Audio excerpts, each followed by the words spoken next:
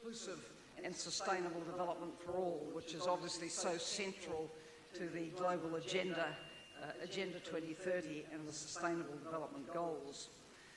This year's conference theme, Towards Sustainable Development, Climate Change Response for Sustainability and Security, is of course very timely, as time is running out for the international community to make the major moves towards sustainability, which would avert catastrophic consequences of climate change about which we have been warned for so long. And of course, such consequences would be felt most by the world's poorest communities and countries who have done little, if anything, to cause the problem, but nonetheless would bear the costs. In extremis, a significant number of people would become internally displaced or refugees from climate change, as were those who fled their drought-stricken lands in Somalia in 2016 and 2017 when the rains failed for 3 seasons in a row. This seems to happen rather often now. We have yet to see the full consequences of global warming on the low-lying atoll nations of our great oceans and around the coastlines and the river deltas of all continents. And we have not yet seen anything like the full consequences of the increased heat stress expected on human health. Vietnam itself is not one of the world's poorest countries, but it is among the most climate vulnerable. Within its 2,140-mile coastline, it's very exposed to rising sea levels. The saltwater inundation and rising temperatures are making life much more difficult for your farmers and, of course, threaten food production. I myself was privileged to visit the Mekong Delta area of Vietnam as UNDP administrator to gain insights into the very significant climate changes in that area, challenges in that area of Vietnam. So Vietnam now faces the task not only of preparing for the worst impacts of climate change in the long term, if global action to arrest current trends falls short, but also of lifting its levels of resilience for the near and the medium term as more extreme weather events and the cumulative effects of what is happening bear down on the country. Of course, Vietnam is not unaccustomed to tropical storms, for example, but the intensity and frequency of these are increasing and will increase further for decades to come, even if the aspirations of the Paris Agreement are to be met. So my speech today, as I guess all speeches will be, is a call for climate action. Our world simply cannot achieve the inclusive and sustainable development which are called for in the global agendas if we fail on the climate change goal. We cannot think of human development and sustainable development as entirely different things. The ability of human beings to thrive on our planet is dependent on the planet having healthy ecosystems. For far too long, we as human beings have mortgaged our future through unsustainable development, to the extent that we now face human development reversals because of the environmental degradation we've caused. And that is a toxic legacy to leave to future generations, and a legacy that it is irresponsible to leave. In my comments today, I will speak a little about how much or how little progress is being made on the agreed climate action agenda, speak about some of the challenges of climate-induced migration, and on whether the necessary funding and international solidarity are in place to support countries to adapt and mitigate. On the issue of progress, first, prior to the conclusion of the Paris Agreement on climate change in December 3 years ago, the UN member states had already approved the 2030 Agenda for Sustainable Development, and it has the dedicated goal, SDG 13, which has already been referred to this afternoon, calling for urgent action to combat climate change and its impacts across strengthening resilience and adaptive capacity, integrating action into national policies, strategies and planning, lifting awareness and institutional capacity, and seeing $100 billion a year raised for climate finance by 2020. But it was left to the Paris Agreement to set the target above which the global temperature should not rise. And the agreement at Paris was that the increase should be kept well below the 2 degrees Celsius level and to pursue efforts to limit it to 1.5 Celsius. Every year, the United Nations Environment Programme, UNEP, releases a scorecard. It looks at how well the UN member states are doing collectively on reducing greenhouse gas emissions. And every year, they report that the commitments made don't live up to the level of ambition set out in the Paris Agreement. They do say that with a big effort, we could meet the targets. Its most recent report found that on the current level of commitments, the world would likely warm by 3 degrees Celsius by the end of the century, and we do anticipate the next report is due later this month. But meanwhile, last month, the Intergovernmental Panel on Climate Change released what I describe as a blistering report on the scale of the challenges before us, and I'm very pleased that the Vice Chair of the panel will be addressing us shortly. Their report says that there are only 12 years left to make the changes required to limit global warming to 1.5 degrees. And to achieve that, there would need to be what some describe as a World War II level of mobilisation to stop the use of fossil fuels, arrest deforestation and remove carbon dioxide from the atmosphere at a large scale. Making changes of that magnitude will require huge political will and leadership. I see Vietnam's leaders facing up to these challenges. I also note that a higher proportion of Vietnamese name climate change as the top threat for world leaders to address than do the citizens of any other country.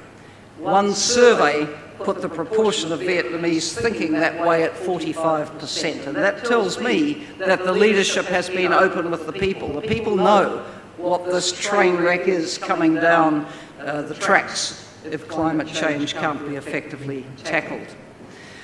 For now, the United States administration is not backing the Paris Agreement, and I see that the new president of Brazil made a similar pledge to withdraw during his recent election campaign.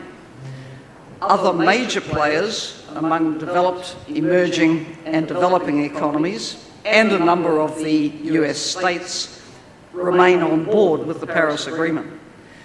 But the commitments to emissions reductions need to be lifted very significantly. If they are, the Paris targets are achievable, but time is short.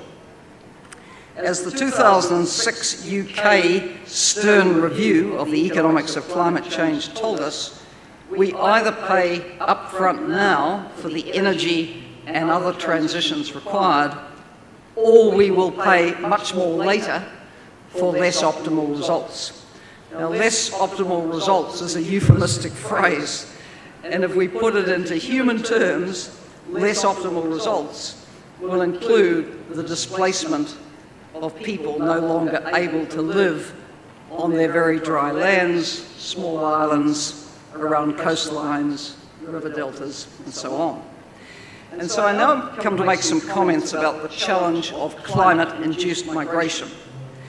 There is data compiled by the Internal Displacement Monitoring Centre which suggests that on average since 2004, 24 million people a year have been displaced by catastrophic weather events. It's obvious but it bears repeating that such numbers would rise as the global temperature rises.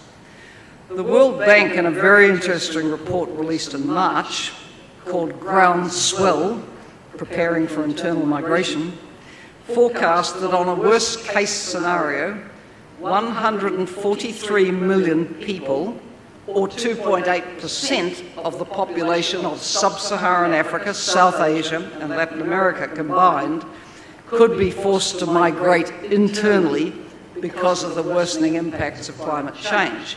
And that calculation does not take into account what might happen in the Philippines and coastal China, Vietnam, Thailand and Myanmar. The more benign scenarios, which could materialise if there is more global climate action, which we all hope and work for, could see those numbers of people internally displaced fall from somewhere to between 31 and 72 million, according to the Bank. But those, of course, are still rather large numbers of people.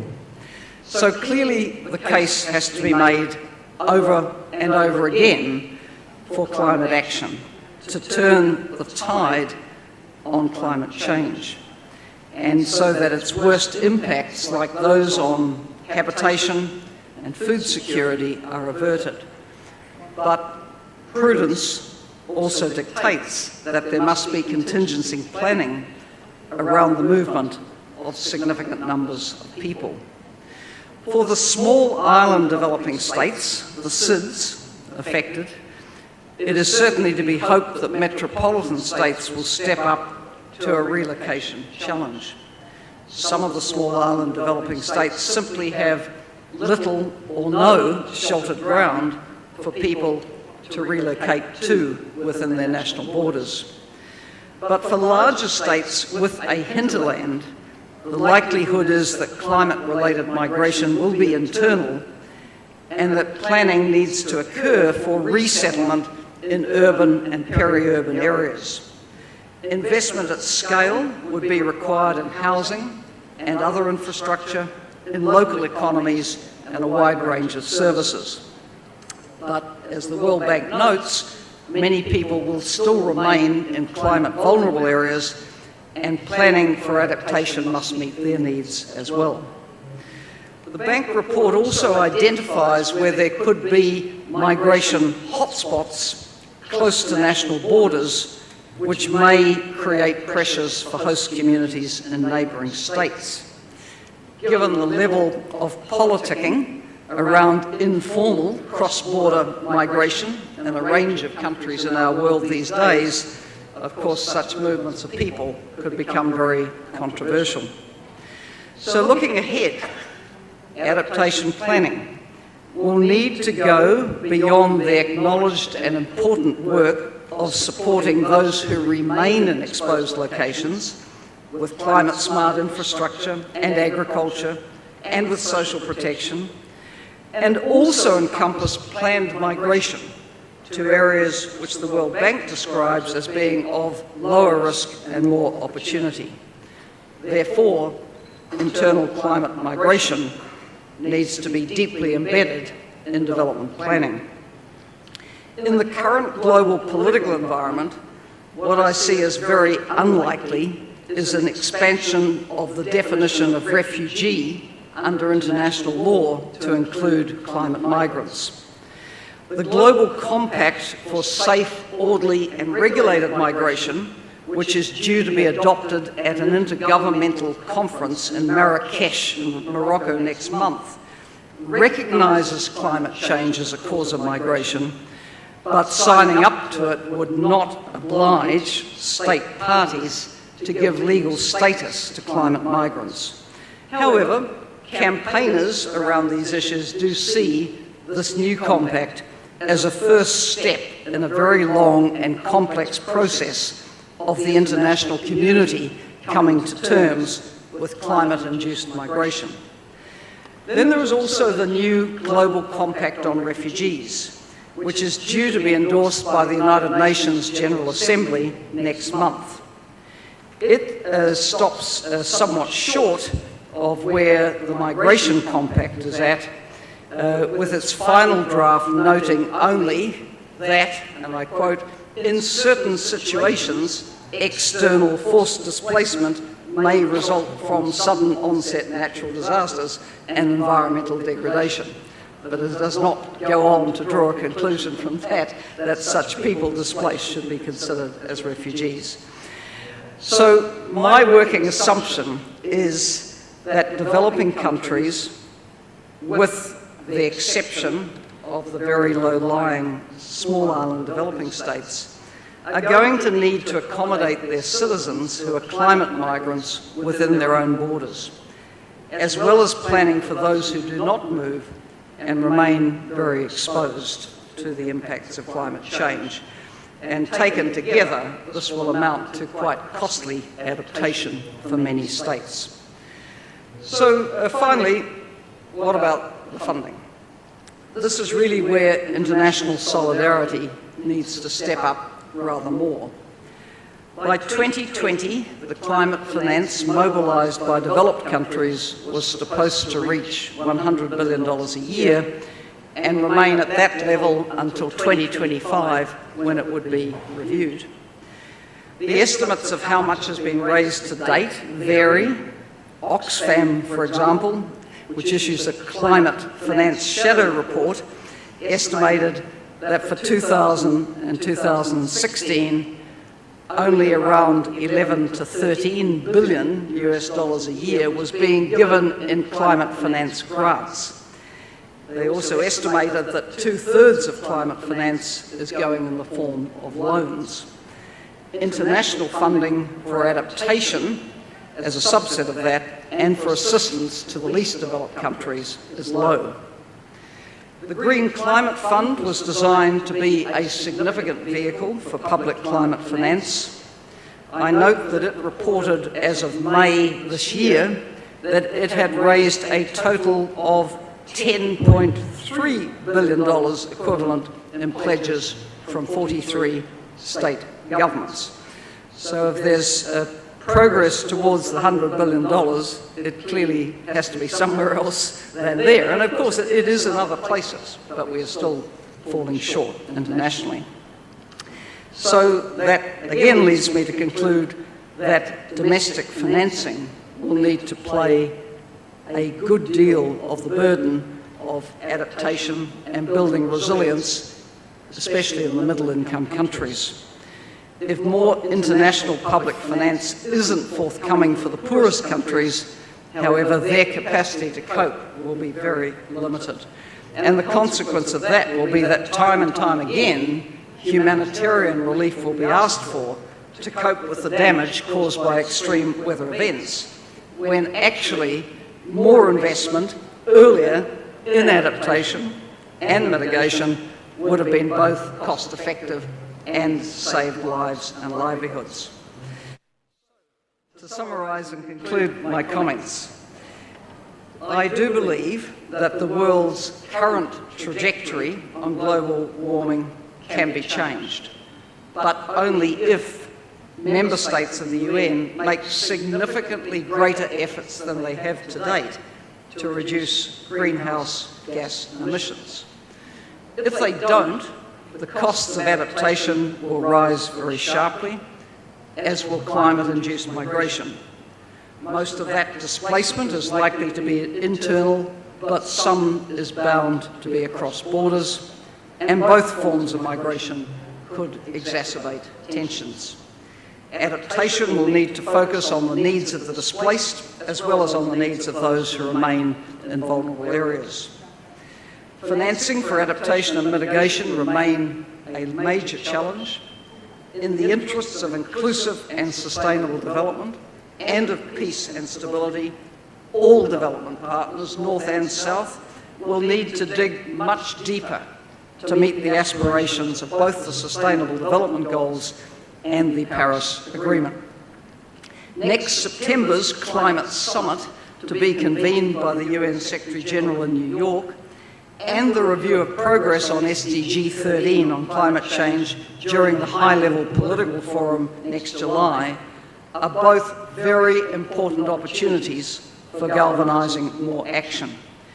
and I really would hope that member states will go to both those events prepared to state increased commitments which will make meeting our global targets, agendas and agreements possible.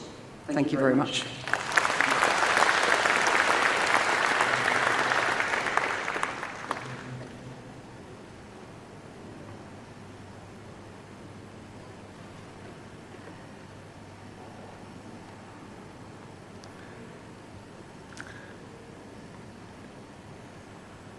As everybody recognizes in the international community, the adaptation issue is called orphan of climate changes. But now she gave very strong warning message by using the word urgent need. As she properly mentioned, we have only 12 years to come to limit the global warming to 1.5 Celsius. So on top of that, we have only 1/10 collection of contribution money. So maybe which is a very terrible record. So maybe I hope in the coming September UN meeting, we will make another breakthrough. I expect your great contribution. Thank you. Our next speaker will be Mr. Stephen Grove, who is the Vice President of the Asian Development Bank.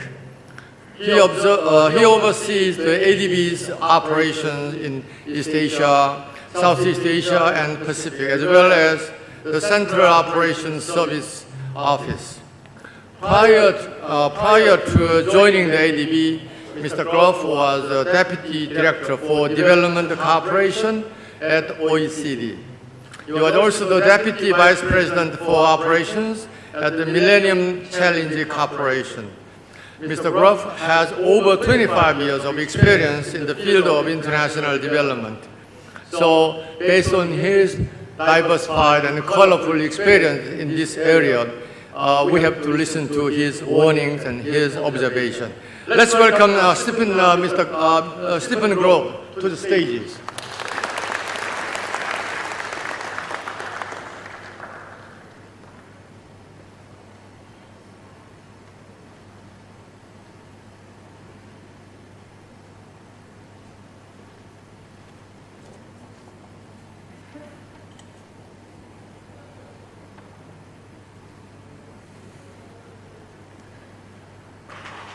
Well, thank you, Mr. President. I'd like to begin first, of course, by thanking the organizers, the VNU, SK Group, and for organizing this event here today. I have a presentation for you today here where I'm going to talk a bit about, first, the specific challenges that the Asia-Pacific region faces with regard to climate change. I'll talk a bit about the relationship between climate change and security, very much building on what Helen said a moment ago.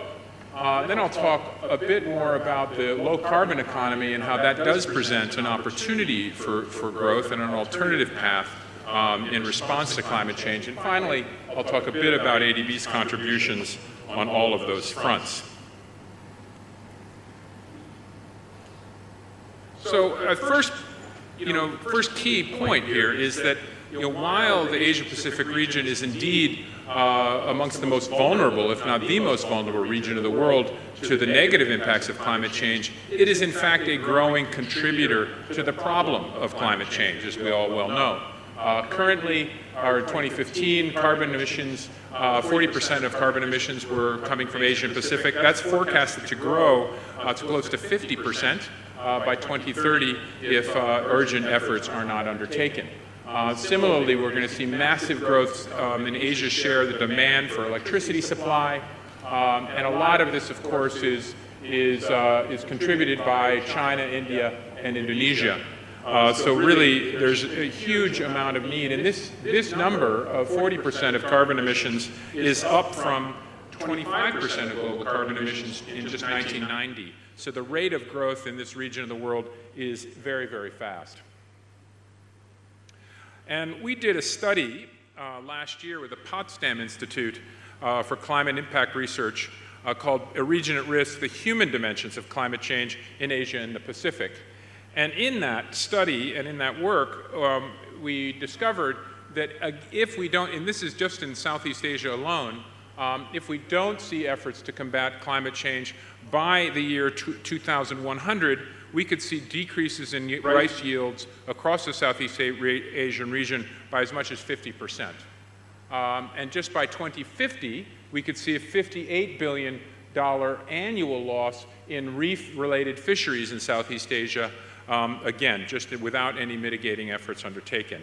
And lastly, and perhaps almost most disturbingly, despite the massive progress we've seen in health outcomes across the region, we could see as many as 26,000 children under 5 die from malnutrition every year, unless from drought-related, natural disaster-related, all climate-related natural disasters. So again, this, if anything, is a compelling reason why work needs to be done. But also, I think another thing to keep in mind is that 2100, 2050 seems like a long time away, seems like a long way off. But if you look at just the last year or last 2 years of natural disasters, of climate-related events across the region, it doesn't seem that far away at all. So again, it's just to underscore the need for urgent action, and urgent action quickly. This slide, I won't go into any great depth because my colleagues, Dr. Sokana and Dr. Uge Volza, will address the IPCC findings. But again, this is just a nice slide that captures a lot of the main points. But again, I won't go into any great detail on those because I know our colleagues will cover those in some great detail. So I think one thing, and again, Helen touched a bit on this, but let me go into it in a little bit more depth. Risks to security and stability do not arise from climate change alone, or even necessarily find their primary source in climate change risks. But climate change overlaid on multiple and simultaneous interacting stressors can worsen these stressors quite significantly. So if we think about the kind of stresses that are out there today, it includes resource depletion and degradation, scarcity and competition, environmental degradation, demographic pressures and poverty, political tensions and conflicts, weak institutions and capacity, and financial shocks.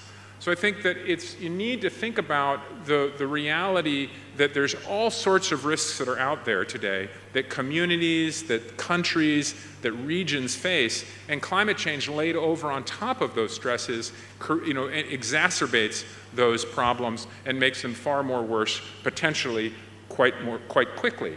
And so as an example of this, I'll look at the relation between rural-urban security dimension here, where if you look at the slow onset impact of climate change, such as droughts that are brought about by lower than usual rainfall, that impact can cascade through the hydrological domain into the food production system, which in turn will then travel through rural-urban linkages into urban areas. Now, the cause of this the effect of this will ultimately be, for higher food prices, but that will then result in higher levels of poverty and potentially rural-urban or exacerbation of rural-urban migration.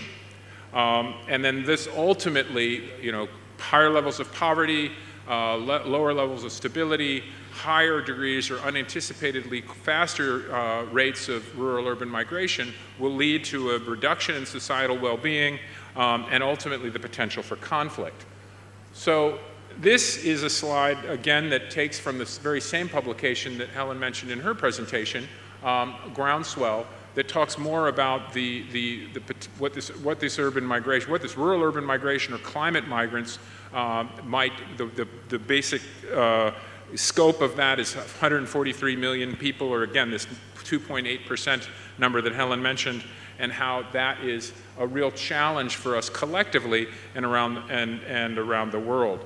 This slide just shows the kinds of different impacts that we might see related to those kinds of stresses. First, in the Mekong Delta, this includes threats to food security due to flooding and rising sea levels. In some of the other areas, in Bangladesh, it's the world's largest delta. In the Philippines, as Helen mentioned, it's an island nation that's particularly vulnerable to storms. China has protracted droughts in several megacities that are along low-lying coastal areas. The Indus Delta has high likelihood of flood due to extreme precipitation, and the small island states in the Pacific, again, as Helen mentioned, face essentially an existential threat, which is, and while the numbers of people that are affected in these smaller countries are not necessarily large, it is essentially, these are countries that are looking to be underwater in the very near term. So again, reasons for action. So I think an important point to note here, and Chairman Taewon mentioned this in his speech, is that there was a long, there's a history of leaders in countries, not in the not too distant past, thinking that there was really a trade-off between economic growth and climate action, or addressing poverty and climate action. But more and more research is demonstrating that that's not necessarily the case, that we can have climate action and economic growth. We can have climate action and poverty reduction. We just have to be very careful in how we sequence very different investments and how we think about different investments. And I'm going to go into that just a little bit in the next slide. So if we think about ensuring that investments that are made by governments, by institutions such as mine, by private investors are indeed done in low-carbon infrastructure, we can avoid locking ourselves into this path that we're currently on of a high-carbon, climate vulnerable future, and then we can reap the benefits ultimately of cleaner air, water, reduced congestion, and improve the quality of life, while at the same time more completely addressing the SDG agenda. Now, there are many different investments that need to be made, but a fair amount of this can be achieved simply through better thought-out infrastructure investment. The Asian Development Bank, my institution, estimates that there's about $26 trillion of investment that are going to be necessary between 2016 and 2030 in order to keep the region of Asia and the Pacific on its current growth trajectory and to continue to alleviate poverty and respond to climate change. That's about $1.7 trillion a year. And this huge investment quantum presents really an opportunity if we think about it in the proper way.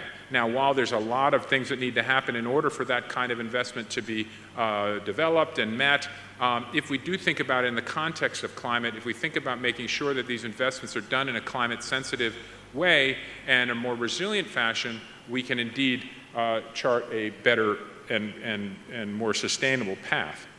And in thinking of that, we've just published our new long-term strategic framework, or Strategy 2030, which is shifting our institution from an institution that focused really quite narrowly on poverty reduction into a vision of a more prosperous, inclusive, resilient, and sustainable region. And there are 7 different operational priorities that we are naming in this new strategy. And of course, very high on that list is tackling climate change, building climate and disaster resilience, and enhancing environmental sustainability. And we look at that particular point in a very holistic fashion. And we think about it in the context of ecological resilience, financial resilience, physical resilience, and social and institutional resilience. And in the next slides, I'm going to explain a little bit about what each one of these means and also provide an example of a project that we're funding that is consistent with those general aims. So ADB broadly supports biodiversity and ecosystem services as part of our overall strategy to help communities and people adapt to climate change. And this approaches vary and range from coastal protection, river basin flood risk management, erosion control, and urban and water management. And these solutions can be cost-effective due to multiple benefits arising from climate, disaster resilience, and environment, but can also be blended into other forms of finance. And in this, and really in this area, Vietnam has been a leader in the Greater Mekong subregion in helping think through some of these challenges and indeed make investments in these areas. And this particular project, the Greater Mekong Subregion Biodiversity Conservation Corridors Project, is just one example of how we're financing this work together with our partners across the GMS region. When we think about financial resilience, we're also thinking about the fact that countries, communities, businesses need financial instruments that are going to help manage residual disaster risks, and this includes budgetary reserves, contingent financing, and rich transfer mechanisms such as disaster insurance. And ADB is working very hard at helping ensure timely and adequate flows of post-disaster funding and enhancing financial preparedness across all of our member countries. And this is one example of work that we're doing here in Vietnam on climate and disaster risk insurance, which ultimately is aimed at enabling climate change responses in Asia and risk financing for total climate risk technical assistance. So this work is really thinking about, there are various different tiers of financing that are necessary to address both climate risks and financing risks, and looking across the country's own capacities and own financial instruments and seeing what missing pieces are. And oftentimes we find that missing pieces, either at a total country level or at a city level or regional level, often involve insurance and getting insurance mechanisms in place that can allow cities, towns, countries to respond to inevitable climate disaster shocks, and thinking about how we can pilot some of these ideas. And in this case, we're working in both the cities of Cao To and Hue at piloting some of these innovative climate risk financing modalities. On physical resilience, infrastructure programs and projects need to be planned and designed and constructed with current and future climate and disaster risks factored in. And ADB in all of our projects will ensure that these deliver vital services under changing climate and disaster risk contexts through both informed physical infrastructure investment planning and comprehensive climate and disaster risk managing frameworks. So this project is a secondary green cities development project where we're working in several different cities across Vietnam at thinking through how do you incorporate physical resilience into planning and into city development, and particularly looking at areas around stormwater runoff and floods, sanitations, green landscaping and public amenities, upgrading of urban road network connectivity, and then of course promoting participatory planning in how you develop this in a more cohesive and comprehensive manner. And lastly, but certainly not least, is the notion of social and institutional resilience. I mentioned how, in a previous slide, the real risks that climate change presents to social cohesion at the end of the day. Now, while not itself, in and of itself doing that, it can exacerbate existing stressors out there. So we're thinking very hard about how do we incorporate that kind of thinking into the work we do. And so we're looking at this through thinking about resilience building that focuses on strengthening livelihoods and income generation and access to social protection, through resilience investments with households, communities, and local governments, and then making investments that have explicit focus on women and women as active agents of change in resilience building. And then finally, thinking about how do we prioritize investments that take resilience to scale, but can be flexible enough to address localized risks issues. So in this case, this is the Vietnam Sustainable Urban Transport for Hanoi Metro Line 3, which is right here in Hanoi.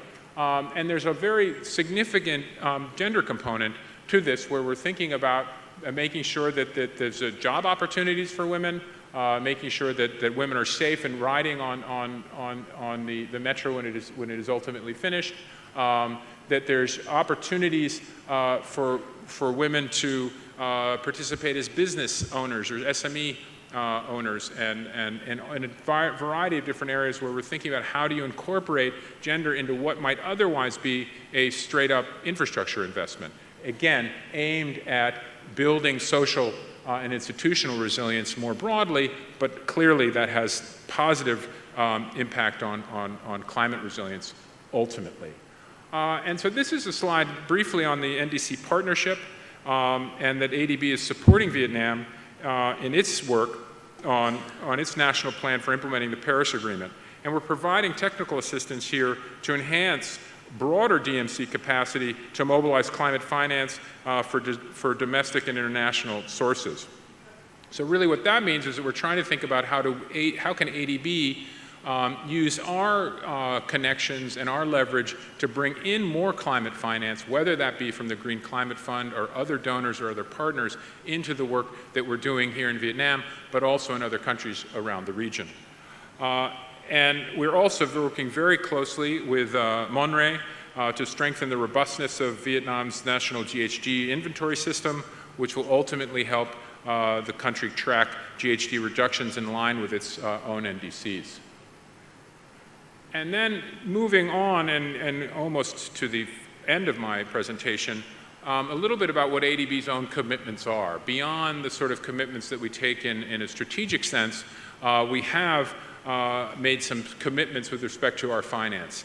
And we will ensure that by 2030, at least 75% of the number of committed operations of ADBs will be supporting climate change mitigation and adaptation. And it will make available $80 billion of cumulative finance for climate action for the period of 2019 to 2030. And this really steps up a commitment that we made for 2020, which was to advance our climate investments to $6 billion annually by 2020. So again, we're just thinking about how do we ramp up our own investments in support of the really existential threat that climate change represents for many of ADB's developing member countries. So in closing, I'd really like to reiterate the fact that climate change is a risk multiplier which poses serious challenges to sustainable development efforts across Asia and the Pacific. And it prompts and really needs decisive action by governments and stakeholders if we're to avoid the worst impacts of climate change. And we at ADB really look forward to continuing the strong work that we're doing with the government of Vietnam and many of our regional partners here in the Mekong Delta, but also more broadly across Asia and the Pacific in helping our countries build resilience against the threat of climate change. Thank you very much.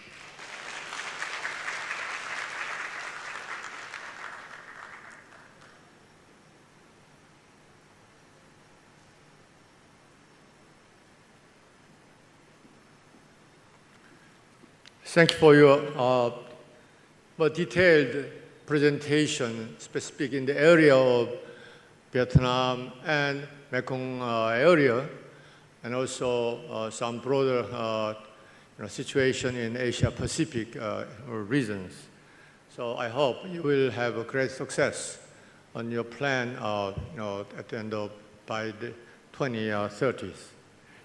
Next, we have Dr. Yuba Sokona, the Vice Chair of Intergovernmental Panel on Climate Change, that is IPCC. Prior to these positions, Dr. Sokona co-chaired the third IPCC working group on the mitigation of climate change for the fifth assessment report, which was published in 2014. He was also the coordinator of the African Climate Policy Center at the United Nations Economic Commission for Africa. From 2004 to 2010, Dr. Sokona served as the Secretary of the Sahara and Sahel Observatory. Join me in welcoming Dr. Yuba Sokona to deliver his keynote speeches.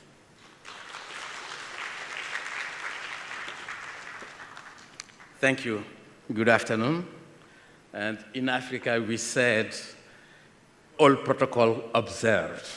That means everything is included. The organizers have asked me to address the issue of imbalance mitigation, adaptation, and linkages with sustainable development. And most of the time, developing countries focus on adaptation, and industrialized country on mitigation, and sometimes there is a disconnect. My conclusion is that there is only one response to climate change. It's adaptation and mitigation, because without mitigation, it may be impossible to adapt at a certain level. And adaptation is required at any level of mitigation because of the inertia of the system. So obviously, the two are related to the SDGs, and I will come to that later on. And let me start with the Fifth Assessment Report, and then we come up with three key conclusions. The first is that human influence on the climate system is clear and unequivocal. The second is that if we are not addressing the problem, we are not taking seriously, we may not be able to deal with it. And then the third message is a hope that we have all the means to deal with the problem. And from that, we just came up with a report on 1.5. I will not go to details because my colleague, Professor R.J. Watts, will address that issue. And there is 4 key messages that emerge from the special report on 1.5. The first is that has been very well articulated by the 2 previous speakers. Climate is affecting all aspects of our lives. And then the second is that limiting warming to 1.5 is not impossible. It will be difficult. It will require an unprecedented transition. And then the third message is that there is a clear benefit if we are dealing with 1.5 than 2. And then the last one is that, climate can go hand in hand with other objectives, such as poverty eradication and sustainable development. And in the AR4, we clearly indicated that climate change, if we address climate change together with the processes can be mutually, and development can be mutually beneficiary, because development pathway affect the greenhouse gas emission. At the same time, climate change affect all aspects of development agenda. So the two have to be addressed together. And in the AR4 also, we indicated clearly that the growth of the emissions between 2000 and 2010 was much more larger than the growth in the previous decade, that it was 2.2, and in the present decade it was 1.3, and then largely dominated by fossil fuel. And this is an important element, we have to have that in mind. And recent year also, we have seen, even if the emission has been flat a bit in terms of CO2 emissions between 2014, 15, and 16, emissions have grown in 2017. Still, it's growing. And it's important also to notice that more than half of the emissions have occurred during the past 40 years, and then largely dominated by the need for development, the economic growth, and also by the population growth. And then as you can see, it is largely from developing countries because of need of development. And this is related also to the fact that there is a need of energy for development. There is a need of energy for different activities. And then the greenhouse gas resulting from provision of energy services contributes significantly to the atmospheric concentration of greenhouse gases. And we know also there is a lot of unfulfilled development aspirations, such as end of extreme poverty in all its forms, such as industrialization, because many countries want to be industrialized, such as rapid sustained economic growth, such as achieve higher per capita income, and such as fulfillment of employment, greater distributional equity, environmental sustainability. And all those issues and many others require attention, urgent attention. It is not only climate, and then all those are requiring some form of attention. And we know also that from the IPCC report that the windows for action is rapidly closing if you look at the 2-degree world. And that means we already exhausted 72% of the carbon budget compatible to 2 degrees. This is a 2 degree, not yet 1 degree, that will be addressed later on. And then it is in this context that development aspiration must be fulfilled, and all those aspirations I indicated. And it's important also to notice that stabilization of atmospheric concentration require moving away from business as usual, disregarding any kind of goal that we define, being 1 or 1.5 or 2 degrees. It will require a huge investment on institution, on economic, on also technological challenges.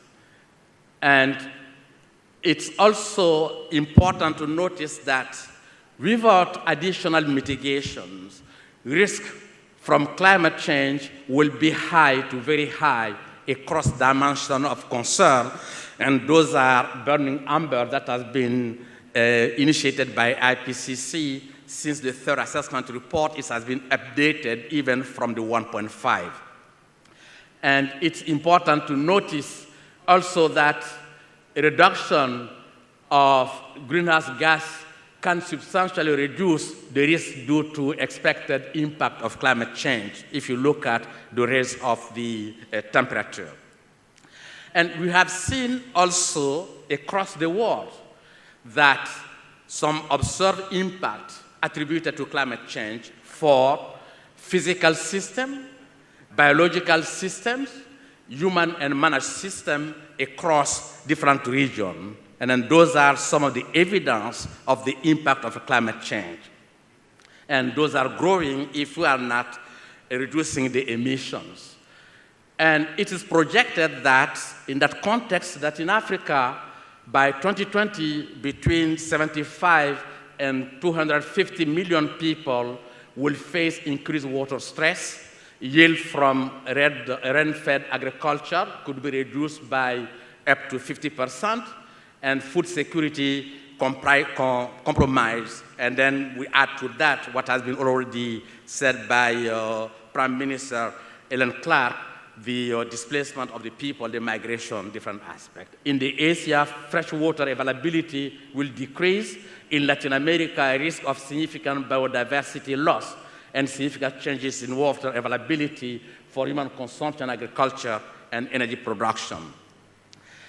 And specifically, changing climate leads to changing in extreme weather and extreme events, as we have seen it in the agricultural sector in Mongolia, to be specific. In 2000, the energy heat wave in French power production, and then the water drought return in the hunt to hot Ethiopia in May 2008. Those are some of the extreme events we have seen in different parts of the world. And one observation that can emerge from that is that the evidence of climate change is unequivocal. The science clearly indicated it from various observations. And then the greenhouse gas emissions are growing more rapidly in current decade than the previous one.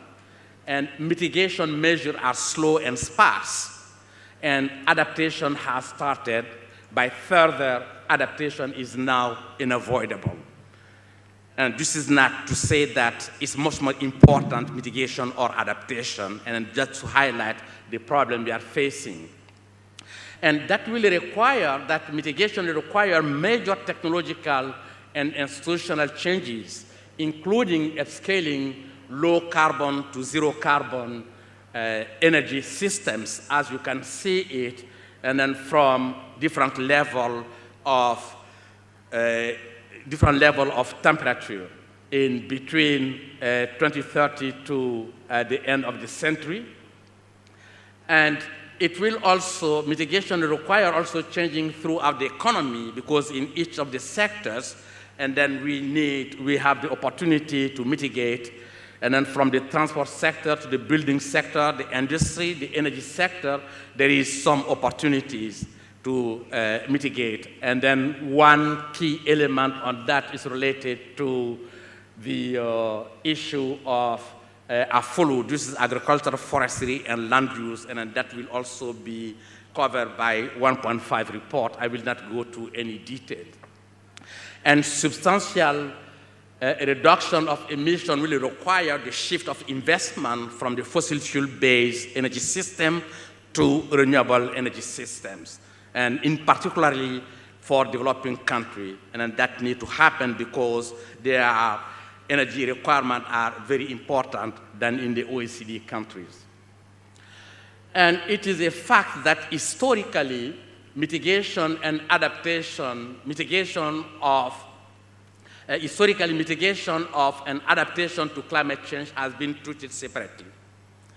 And mitigation has typically taken precedence, and adaptation has increasingly gained ground. And the reality is that without mitigation of emission, it may be impossible to achieve meaningful adaptation where it is most needed. And responding to climate change involves an iterative risk management process that includes both mitigation and adaptation.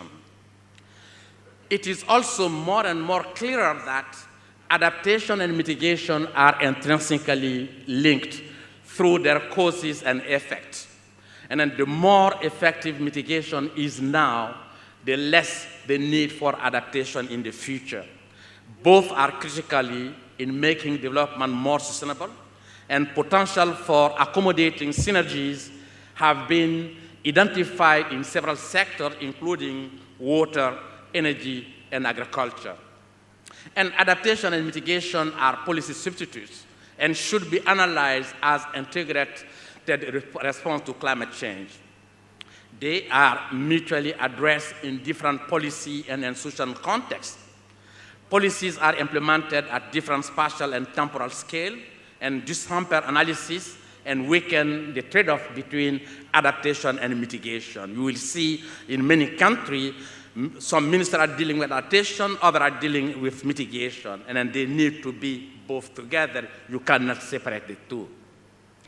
And there is a potential win-win exists between mitigation and adaptation if one look at agroforestry, tillage residues and nutrient management, water management, livestock management, smart energy policy, low carbon and climate resilient development strategies all can be mutually for mitigation and adaptation.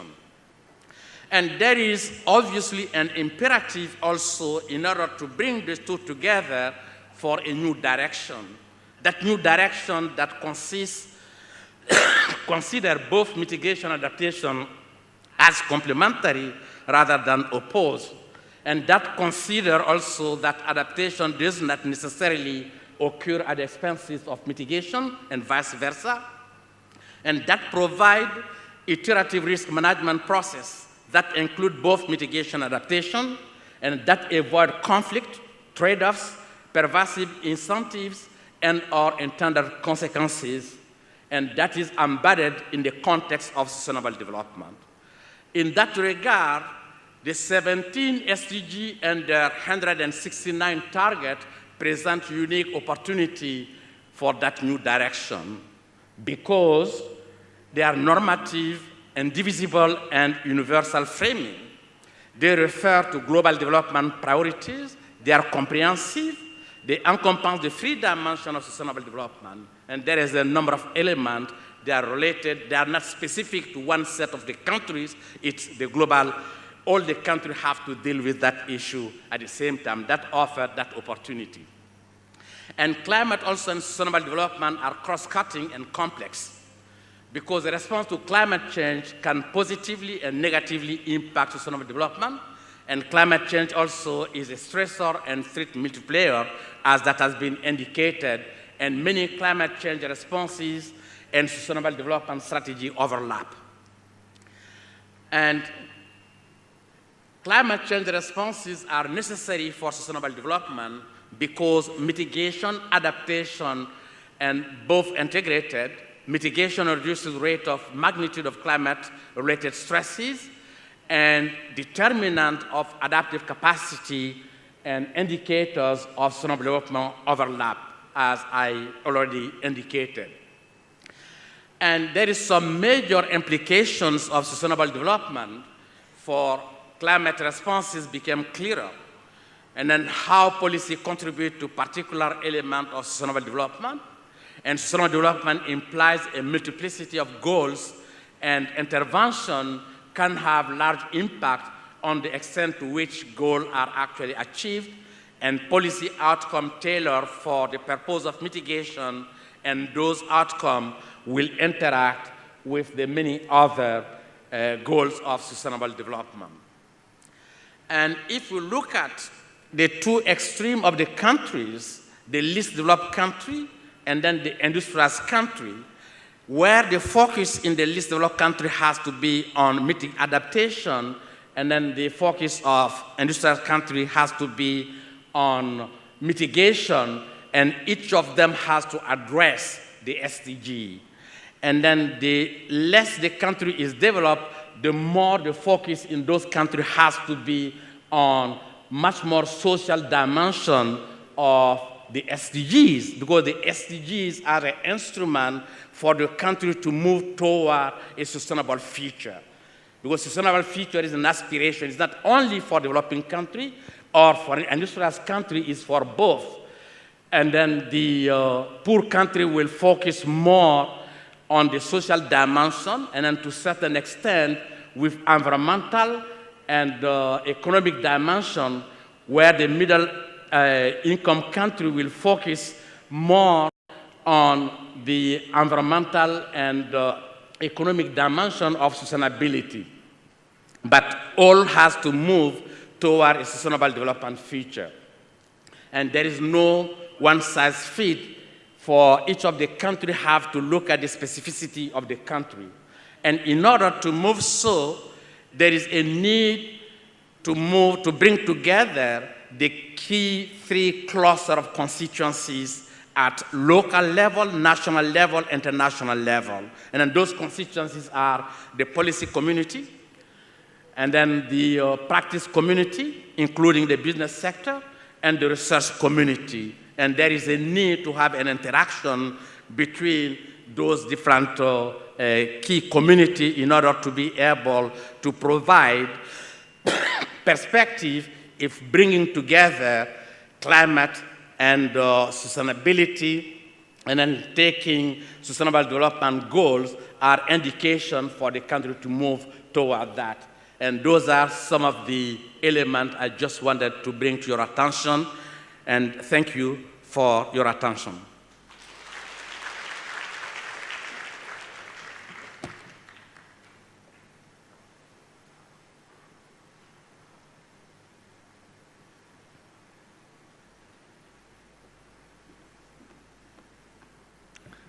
Thank you, Dr. Sokona, for your very enlightening presentation on the issue of the integration of adaptation and mitigation.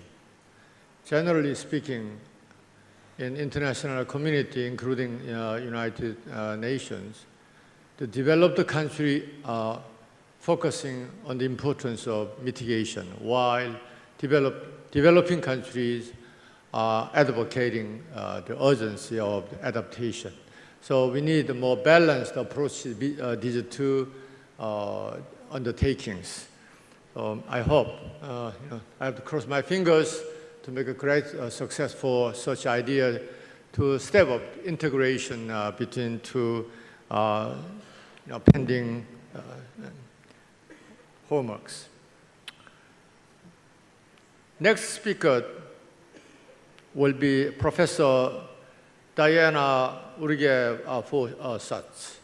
She was elected as the Vice Chair Working Group 3 of the IPCC in 2015. She is also the Director of the Center for Climate Change and Sustainable Energy Policy, and a Professor of the Environmental Sciences and Policy at the Central European University. She was also coordinating lead author in the fourth assessment reports of the IPCC, which was awarded the Nobel Peace Prize in 2007. Professor Ulrike Forsats contributed to the 5th assessment report as a coordinating lead author, as well as to the special report on renewable energy as a lead author. So without further ado, let's welcome Professor Diana Ulrike Forsats.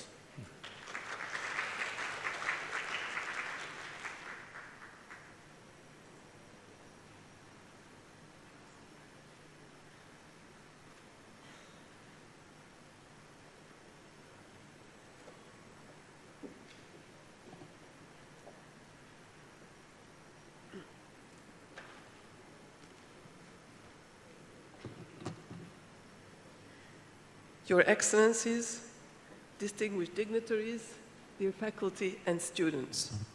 First of all, let me thank you for this introduction, for this invitation, and for the honor of being able to stand on this stage for the 2nd time in my life. And this is definitely due to the enormous intellectual commitment of this university to sustainability. And I always envy Vietnam, and I think a lot of countries in Europe can really envy this country for the enormous leadership that this university is making in backing action, sustainability action of Vietnam. So today, let me address you about the special report that was mentioned already so many times and that you already have heard many times also from the media. Let's talk about 1.5 degrees climate change. How can we get there if we can get there at all? So first of all, the 5th assessment report, as you already heard a lot of findings from it from Professor Sokona, did not address 1.5 degree climate change at all. The scenarios did not include this target. So when the globe, the political community was ready to consider other climate targets than just 2 degrees, so potentially lower targets, then in Paris it had to request the IPCC to actually look at the scientific background to what is this 1.5 degree climate change, can it be done at all, what are the impacts, and so on. Initially, actually, the IPCC was reluctant to accept the invitation, but because there was a concern about the lack of literature, and also many people were concerned about the unattainability of the target.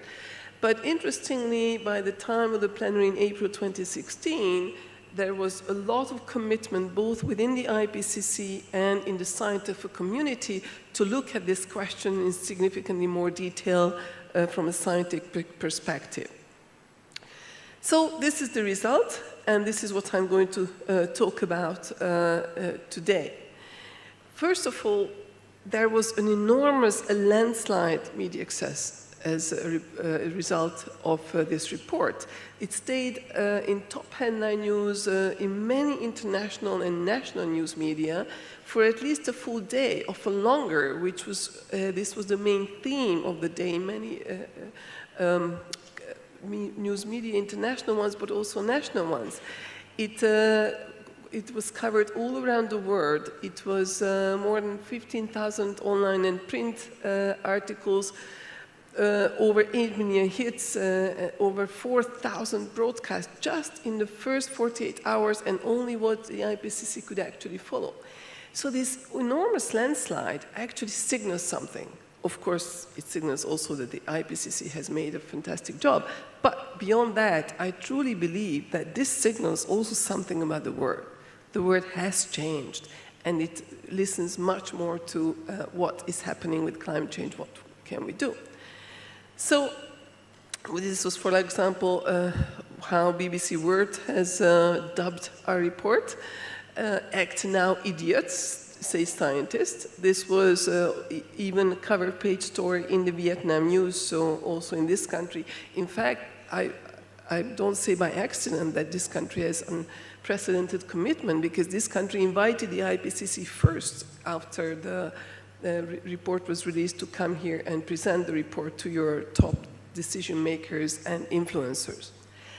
So what does the report say in very short? Now, I think this is a good cartoon to look at, And so in one perspective, it says the same thing that we have been saying all over and again in our reports, but let me still go a little bit into more detail than just tap, tap. Is this thing on? So the big questions that were asked from this report and that were tried to be related to by this report, of course, first of all, is half a degree change important enough? Does it matter?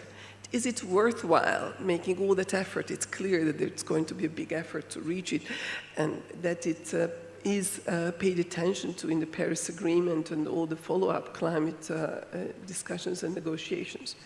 But the second, can it happen at all? And if yes, then how? So these are the big questions, and unfortunately I don't have time to go into the first one, however much I would love to, but I don't think I need to, because unfortunately you're all from a country where actually you know very well that even half a degree matters a lot. So let's look at the second question, whether it's possible to do and how. So let's understand feasibility. Well, as you know, the IPCC did not provide, to many people's disappointment, did not provide a or yes or no answer whether 1.5 degrees is feasible or not. Instead, it decomposed feasibility into 6 components, 6 types of feasibility, and it related to all these 6 questions.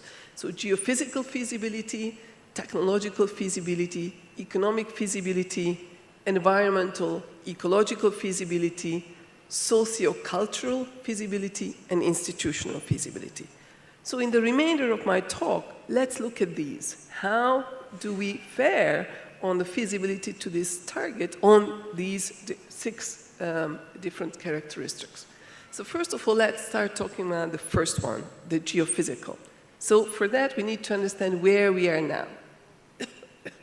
So, as you know very well, we have already warmed in the planet by 1 degree centigrade. You wonder that all this effect that you're already feeling in this country is just from 1 degree climate change. But yes, unfortunately, yes. So I don't need to persuade you that we are already seeing the consequences. At the current rate, we would reach 1.5 degrees roughly at 2040, and I will show you this in a figure in a second.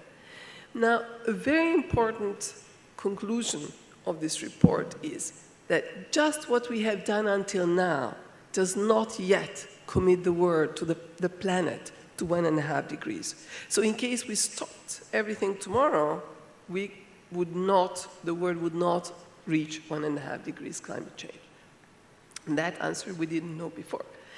So IPCC is notorious about making very complex figures, even though our primary target audience are top-level decision makers, and we have a lot of them here in this room. So let me still walk you through this very complex figure. This was the SPM1, so the first figure in the summary for policymakers. What does that show?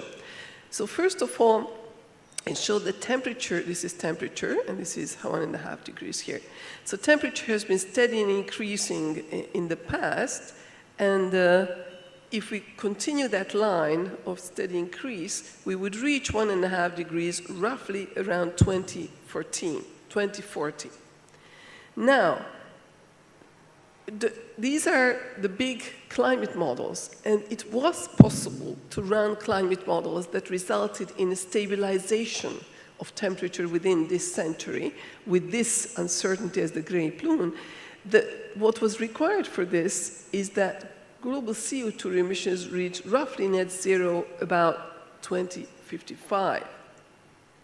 Now, if you decarbonize faster, you can do the blue plume, which results in a higher probability of reaching 1.5 degrees climate change. So, on the other hand, if you don't reduce non-carbon dioxide emissions, you have a lower probability of reaching this target. So let's look at what this actually means in terms of emissions. Now, this is how we have been looking at emissions, and this is just mathematics, not yet real systems, this is just on a purely mathematical basis. In order to reach the gray plume, this is what would have to happen. And this is where we are now. And we would basically not only not continue to skyrocket, but we suddenly would have to go into free fall and reach zero with emissions about 2055. Now, if the blue line, so we reach the blue plume, if we decarbonize faster. Now, if you look at this figure, most of you, I guess, will say, forget it, this is impossible, since if we just consider that just reducing that 5.5%, which was in the Kyoto Protocol, proved to be so impossible, how could we not only stop emissions, but go into a free fall? So if we turn this into cumulative emissions, because unfortunately our bankers are gone, because I specifically targeted them, but you are all always thinking about budgets, right? All of us live from budgets. So that's sometimes easier to understand. So it means if we add all of this up, this is our cumulative emissions. And we can think about climate change as a budget. So we have a carbon dioxide emissions budget we can spend that corresponds to a certain temperature target. If we spend more of that, if we emit more, then we are exceeding that target. So that's within which we have to go by. Now, if we are reducing emissions faster, we will exhaust a lower amount of budget, and I will get to the budget now. Professor Sokona has already given you some figures, but the 1.5 degree report has given some updated figures on the carbon budget. So first of all, by now, humans depleted the carbon budget by very roughly, let's memorize, 2,000 gigatons of CO2. To put this into context, roughly we are emitting, again I'm giving very rough numbers so they can all stick with you, roughly 40 gigatons per year, okay? So remember those numbers. Now there are different complexities in estimating the carbon budget, which I'm not going to get into, but the bottom line is that the special report gave a range between roughly 400 gigatons to, again, very roughly 800 gigatons, 400 to 800, which is our remaining carbon budget for staying within 1.5 degrees. Remember these numbers because I will relate to these. So now you are all top-level scientists because you can all divide the 400 to 800 by the roughly 40, and all of you will come up with this number. We do not have more than 10 to 18 years at the current rate of emissions to spend all of our carbon budget. And then we will have nothing left to, or then we have exceeded what will cause 1.5 degree climate change. Let's put this number into context, because this still may not mean much to you sitting in the room. So this is not from the IPCC report, but this is from a paper in Nature that we published earlier this year for the preparations of the Cities and Climate Change Science Conference that I had the privilege of co-chairing, and that was organized, co-organized by the IPCC. So what does this mean? And which was actually led by Xume Bai, who since then, just last week, received the very distinguished Volvo Environment Prize for her work on cities and sustainability. So what does this mean? Let me walk you through this. So on this axis, you see CO2 emitted per capita to build the existing infrastructure. In the first part of this figure, you see these for developed countries. So per capita, it's a fairly high amount of emissions that has cost us to build what is around us. And if you multiply that by the population of this region, you get roughly 53 gigatons of embodied emissions in the present infrastructure. If you do the same for developing countries, of course, they have a lower level of infrastructure at this particular time. And if you multiply with even with the 3 times the population as in developed world, you still end up with a lower amount of embodied carbon emissions. Now, the challenge is that we want to close this infrastructure gap. We want to get rid of the infrastructure deficit in these countries. To do that, if you build up your infrastructure the same energy-intensive way as we have done in the developed world, this is going to cost approximately another 110 gigatons. Now, there is also lots of new people who are going to be born and who are going to move to cities, and this is just about cities. So that's another 117 gigatons. So what we are talking about, just building up the remaining city urban infrastructure, just mostly in the developing world, until the middle of the century will consume, if you divide roughly 200 by the 400 to 800 that I gave you before, you get about half to a quarter. So just building that infrastructure will eat up about a quarter to half of all our remaining carbon budget without having lit that infrastructure, without having cooled or heated that infrastructure yet. So that's an enormous challenge there already. So with the challenge in the context, let's look at let's come back to our questions of feasibility and let's look at the technological feasibility. We already answered the geophysical feasibility. Yes, it is possible because you can reach, at least from a mathematical and climate science perspective, you can keep warming at 1.5 degrees. Let's look at what happens from a technological perspective. The IPCC uses the so-called pathways to answer the questions of how we can get to certain mitigation goals. And in this particular report, we have defined 3 families of pathways. One family was about no overshoot, meaning within this century, we don't exceed 1.5 degrees at all. With limited overshoot scenarios means that we do exceed a little bit, but still only under 1.6 degrees, but return to 1.5 degrees by the end of the century. Finally, higher overshoot if we overshoot this temperature target, but still we come back to this temperature target by the end of this century. So let's look at what does this mean. So these are the actual scenarios, the emission scenarios that correspond to the temperature plumes, the gray and the blue that I showed earlier.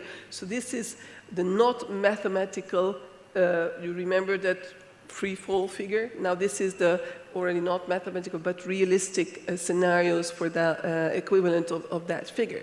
These are already very realistic models of economies, of societies, technologies, and everything. So what you see here is that from emissions perspective and technologies perspective, yes, we can devise pathways, so social economic development models that result in 1.5 degree climate change only and which do not exceed that. However, there are a couple of really serious consequences, and I'm going to walk you through these in this talk.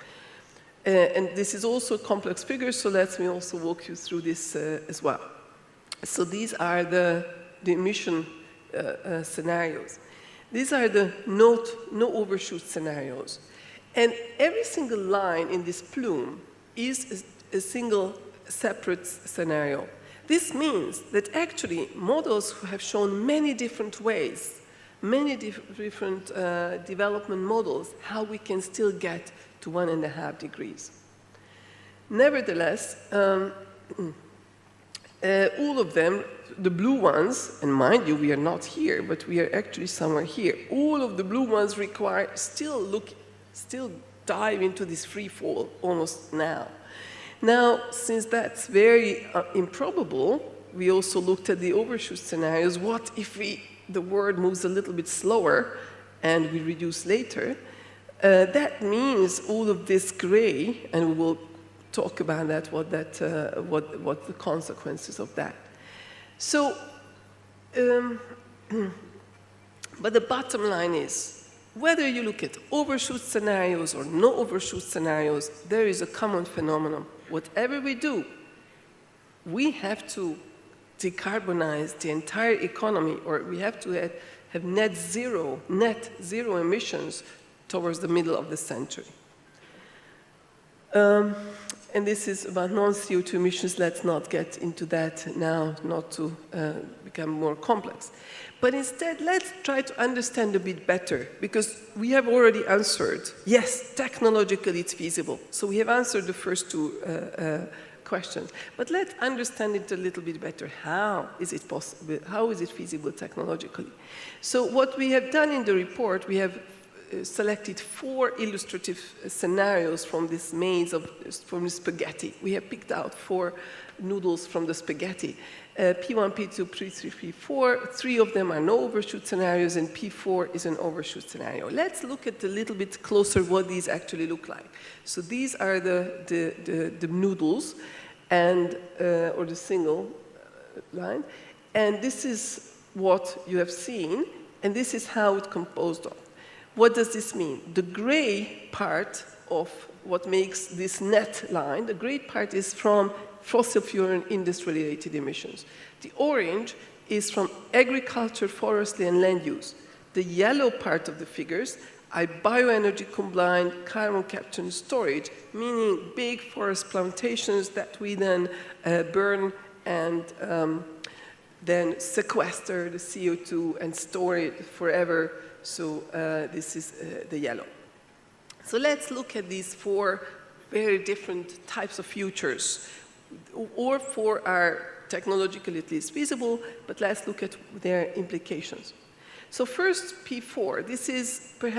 This may be from the beginning the most likely or the most feasible, because this is where we don't require a dive right now into emissions, but it allows us a bit more time to change. Nevertheless, the consequences are very dire, because this means that in the second half of the century, we will have to sequester an enormous amount of carbon dioxide. Every year, from about 2060, we would have to sequester and store for permanently as much carbon dioxide as we now emit globally from energy every year. Now, we have worked on carbon capture and sequestration already for decades, and right now there are very few plants in operation. So that seems like a very major leap in a technology and the spread of the technology. And also there are many big questions about the environmental feasibility, but that comes later. In contrast, another type of scenario is where there is much less of the yellow, which is the more controversial and more challenging one. On the other hand, this is very challenging because of this very rapid reduction in demand. But in any way, but at least it's, on the other hand, it's more appealing perhaps for developing countries, because this scenario has a broad focus on sustainability, human development, economic convergence, international cooperation, shifts towards sustainable and healthy consumption patterns, innovation, and so on. Now, this P3 is a middle-of-the-way scenario. This is a mixture of the two, follows historical development patterns, and it still requires some demand change, but not that significantly. Finally, this scenario, which is the last scenario, was published just very in the last minute before the report was finished. And this was motivated from the concerns about the BACs.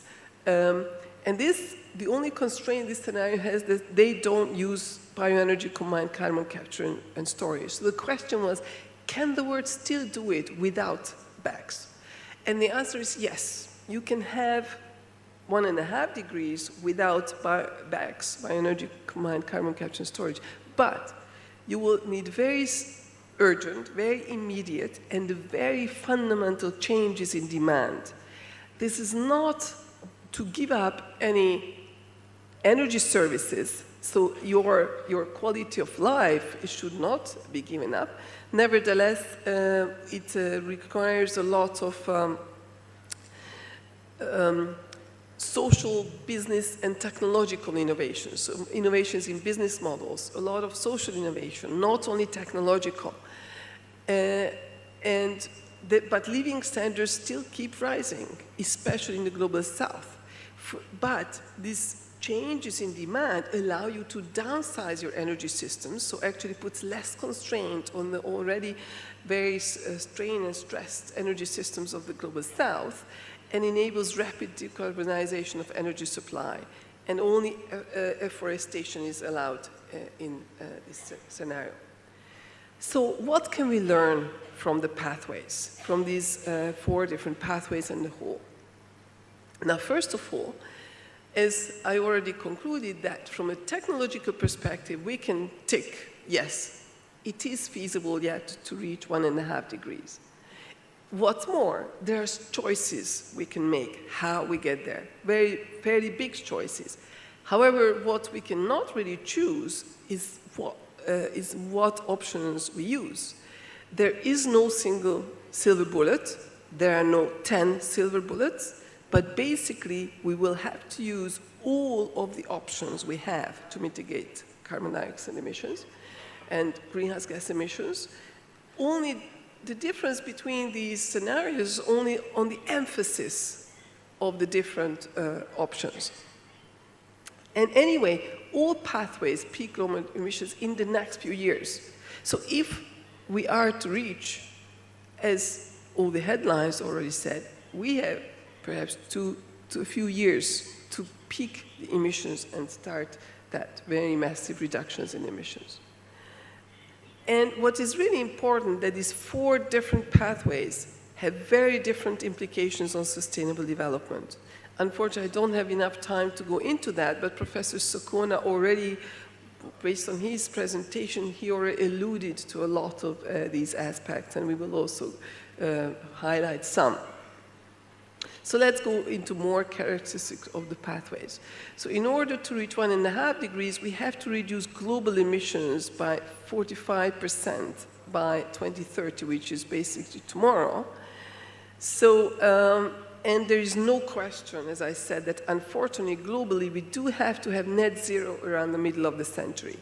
This is a tough message, because however much the global north assumes the responsibility for the problem we are in today, this means that there is no way that the global north alone can deliver just 1.5 degree climate change.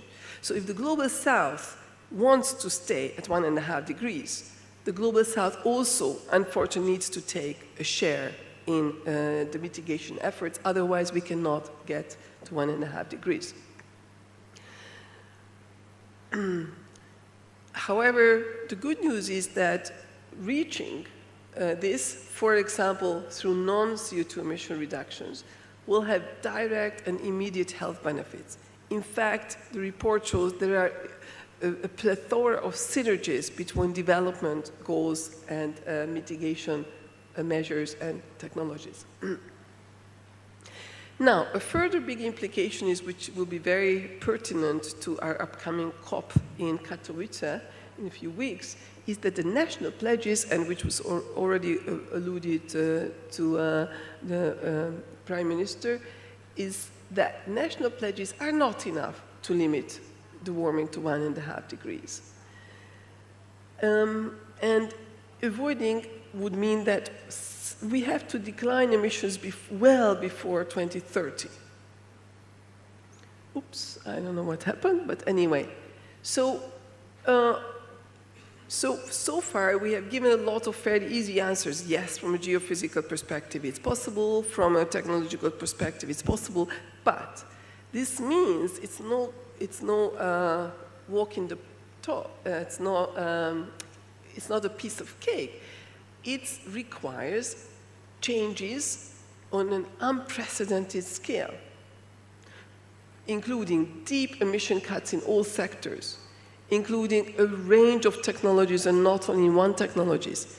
Probably we will not be able to do this without some level of behavioral change, which again doesn't require us to sit in the dark and freeze in the dark or roast in the dark, but it does require some shifts in our lifestyles, or at least in our approaches. It has costs as well, but the most important is that we will have to have a big redirection in where we invest and what we invest into towards low carbon options. So now let's look a little bit at the costs, because that was our third criteria, the economic feasibility. What the report says, unfortunately, because of the time pressure, there is more limited information in the report. Nevertheless, what the report acknowledges that the economy-wide costs of limiting warming to 1.5 degrees do not include the benefits of reduced climate changes, nor the synergies or trade-offs of mitigation. And what you see in gray are not from the report. These are from the underlying scenarios, because there were only 2 scenarios which were able to answer the question of cost. So that was not enough to put into the report, but I found this very important to illustrate, because these are important numbers. So the 2 model studies project that going to 1.5 degrees will imply roughly, again, just very roughly, about 2% more consumption losses in GDP compared to 2-degree pathways. What happened? Okay. So as compared to about 1.4 to 3.7% in a 2-degree scenario compared to the baseline. Now, however, the baseline economic growth, so what does that compare to? That seems a big figure, but if you compare it to what will happen anyway to that time, we are talking about roughly 300% increase in global GDP. So that 1 to 2% loss as compared to the 300% is an almost unnoticeable amount, especially that any kind of economic crisis or even weather and so on cause more noise in the economic development. So certainly the conclusion is that economically it will not damage the economies totally. We won't have to give up our growth. We will have to give up some growth, but not all the growth in order to get there. And this is in context. It's also important to understand that there is no way that climate change is not going to cost anymore. If it's not through mitigation, it's going to cost us either through damages or through adaptation. So the question is simply where, and unfortunately when, and what, how we want to spend that money. If we don't want to spend it on mitigation, we will have to spend it on damages and adaptation. So let's go on to what the report actually does on cost. So these are the other numbers which are in the report. So yes, the marginal abatement costs are higher, but still you have to look at in this context that totally it still doesn't mean that it's really a noticeable decrease of wealth, global wealth. So yes, so we have ticked the first 3 boxes. We can say that geophysical, economic, and technological feasibility and economic feasibility are okay. However, now come the more hard ones, and these are not easy to answer at all. As we said, that there is no precedented change, no precedent for the change that is required. It's really very enormous change that we require. The systems changes are very rapid in the next 2 decades in these pathways. Now, on the good news side, the rates of system changes have occurred in the past within specific sectors, technologies, and spatial contexts, but there is no documented historic precedent for their scale and for them to happen at the global level. And here I will take off my IPCC hat, and just as an expert or individual person, I just want to put this also into context. Yes, there is no historical precedent for this kind of change, but there is also no historical precedent to the risk that today we are putting our planet to through global climate change. And also, there has never been a historical precedent for anything that has happened first. And in this world, we are doing many times for the first time, for all of which have never been a historical precedent when they did it first time. So just this alone, to me, is not a no to the institution and socioeconomic feasibility question, but it certainly illustrates the enormous magnitude of the challenge to do that.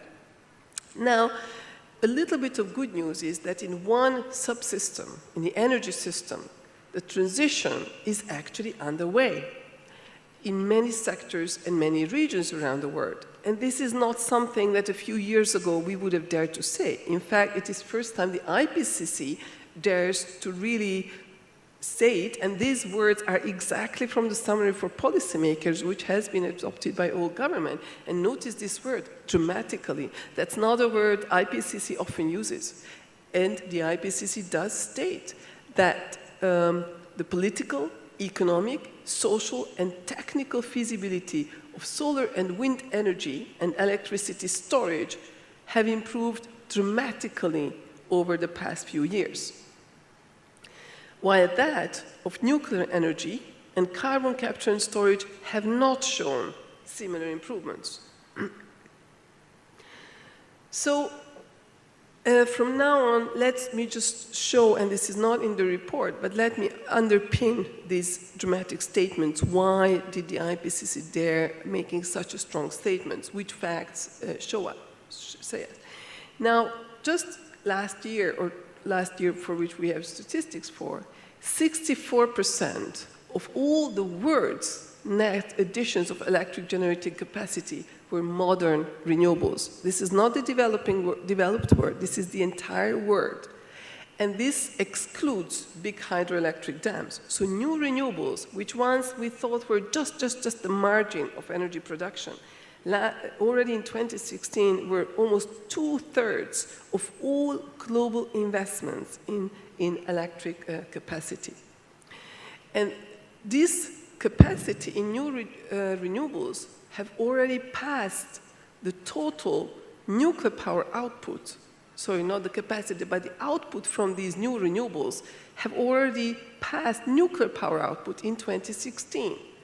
It's above 1 trillion watts installed global capacity. And this is, again, excluding the hydroelectric dams, which for a long time dominated the renewable statistics. Today's photovoltaic capacity is 40 times what the International Energy Agency predicted, for example, in 2002. What does this say? This says that nobody foresaw this dramatic change. Nobody dared to predict.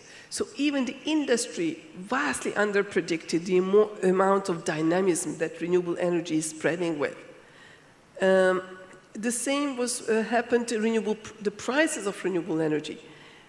They fell in 2016 by 18% for offshore wind, onshore wind 70%, for PV 28% for offshore wind just in 1 year.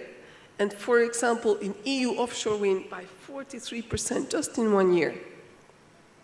Bloomberg Energy Finance, which is one of the most important forecasters of energy market outlooks, they had to actually update their forecast within 1 year.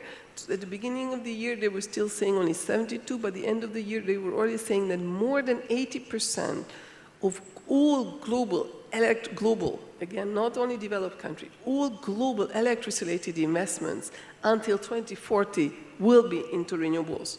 So that signals a tremendous transformation that is already taking place in the global energy industry that nobody dared seeing before. So that's how much what the report said, and it does definitely leave you with the more very difficult questions and no doubt major challenges in institutional and socio-cultural feasibility, and there are big questions on the environmental feasibility. But let's have, in the last few minutes, a little focus on Vietnam. And this is not from the IPCC, but more what I picked based on the report and previous reports, just a few highlights.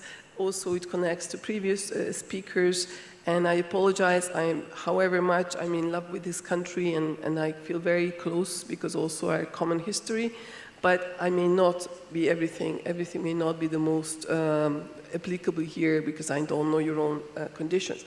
But first and foremost, I think what's really important, and there is no doubt it's really important, is for Vietnam to look at is how urban development takes place, especially the infrastructure development. How the new city parts and also how infrastructure will develop is pivotal. And it was already mentioned by Mr. Groff as well, that, for example, it's not only for mitigation, but if you develop how we developed in the rich world, is just putting everything, covering everything, all new city parts with concrete, there is going to be a huge problem. Not only you are going to have problems with floods, but also with urban heat island effect and with the unavoidable enormous carbon emissions through that infrastructure. So, but there are really good alternatives not to cover everything with impervious concrete cover. Another aspect is architecture, how you build the remaining buildings that will need to be built.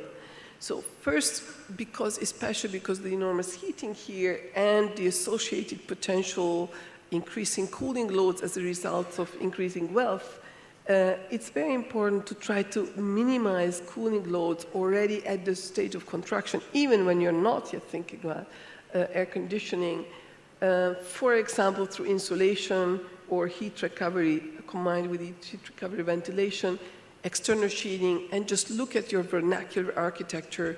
Traditions have been always very smart in how to adapt well to local climates and still stay thermally comfortable. Also, as I said, not only for roads and surfaces, but in general, minimizing cement use for urban expansion and building construction is pivotal where possible. You can have smart designs. A lot of times buildings have components that don't have a lot of function and still have very important emission implications. Also, you can shift towards more bio-based construction materials. Now, this may not be at all totally applicable in Vietnam, but we are now very smart at how to build skyscrapers entirely from wood.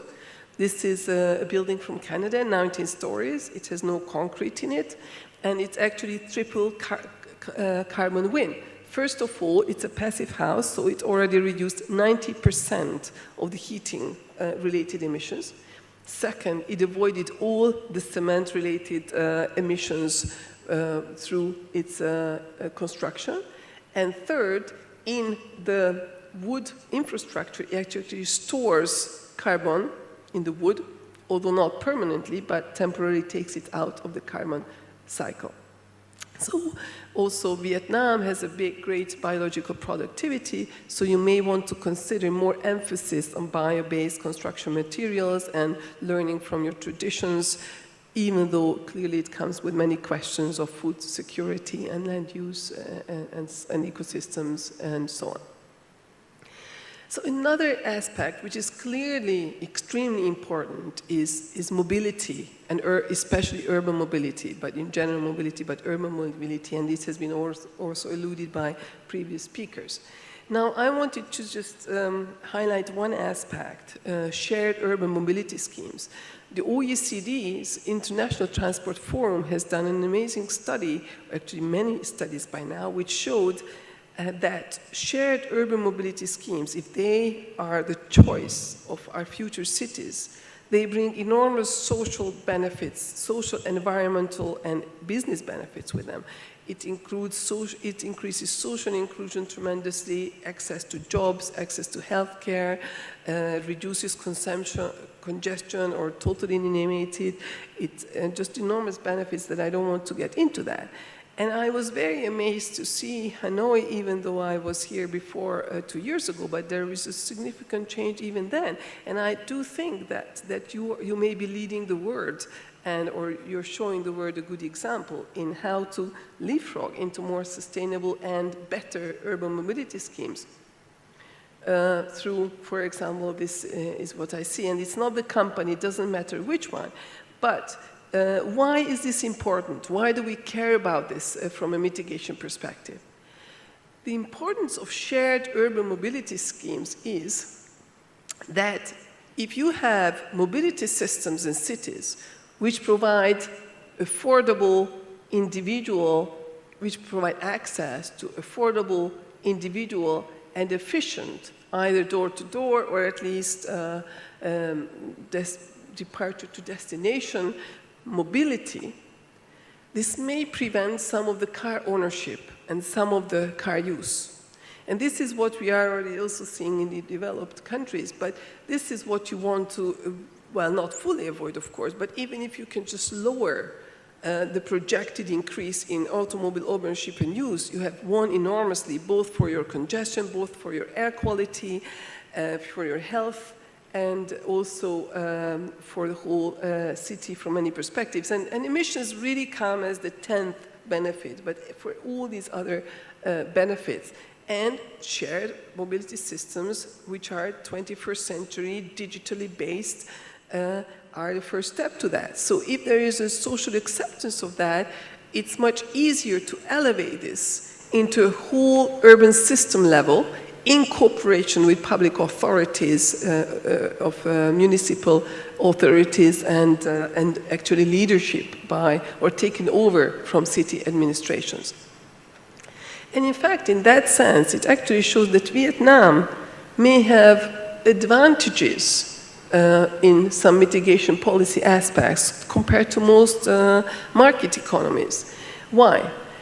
Because not only Vietnam, but also China, so centrally planned economies, if there is political commitment and political leadership from the top, they can have far more far-reaching and faster effects of their commitment, political commitment, than in market economies, where you have much less influence on your market players.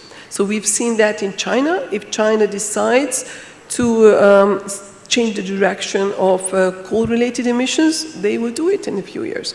So it's easier here also, for example, to perhaps take over and establish shared urban mobility schemes.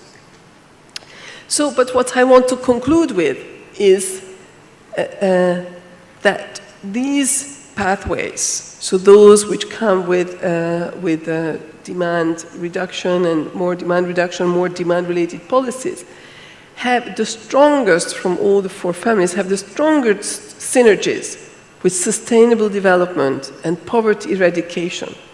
So if Vietnam also chooses to embark on these pathways, to go on sustainable development pathways, which also happen to result in mitigation, but that's almost a byproduct, for example, through shared urban mobility schemes. These will provide a better and richer and more healthier and happier society in Vietnam, and also will provide competitive advantages to Vietnamese industry and economy. Thank you very much for your attention.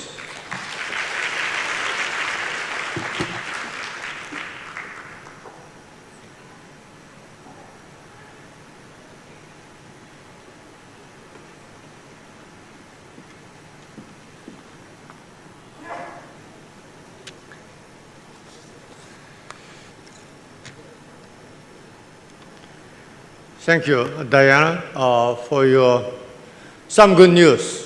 How we could get some positive some models to reach 1.5 Celsius degrees challenge.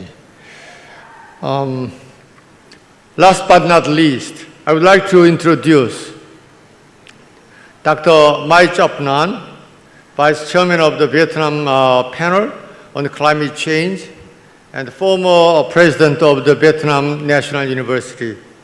He has been with VNU since 1996 and awarded the title of Teacher of Merit in 2008. Dr. Mai Chop Nan is a local locomotive, for the reading and making, preparing successful the first Hanoi Forum with every effort. So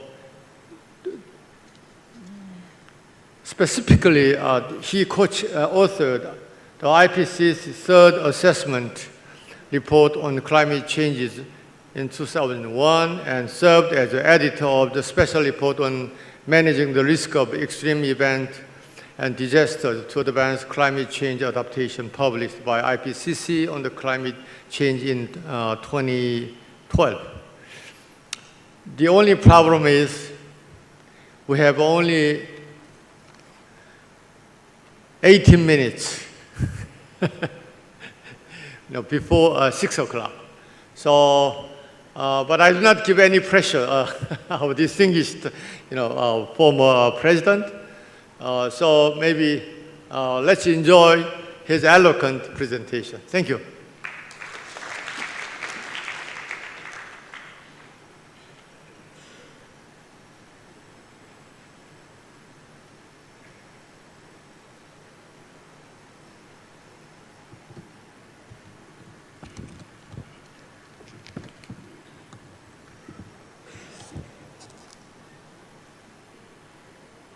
Excellencies, distinguished guests, dear our colleagues and students. So I am very happy to do the last presentation before very attractive gala dinner. So may I reduce this time about 20 minutes. I asked Dr. Park, 20 minutes, raise hand so I can stop. To reserve time for you to enjoy gala dinner.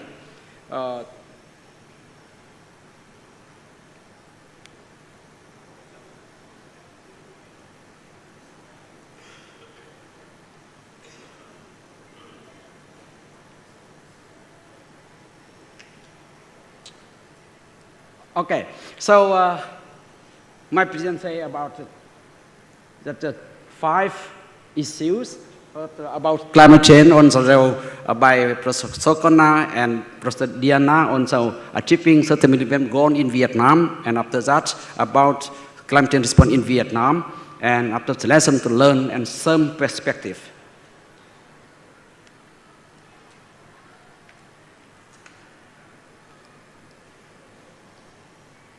So we see our world is that very flat, connected, and very hot and crowded, and a lot of extreme conflict because of climate change, extreme and disaster.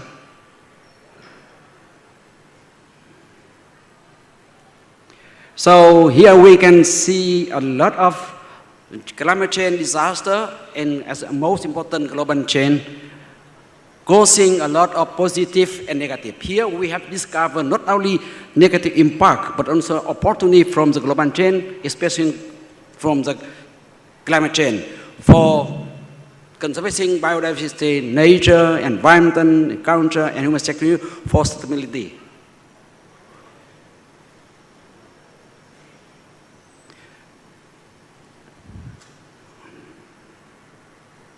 And this, they have a lot of connection between these systems.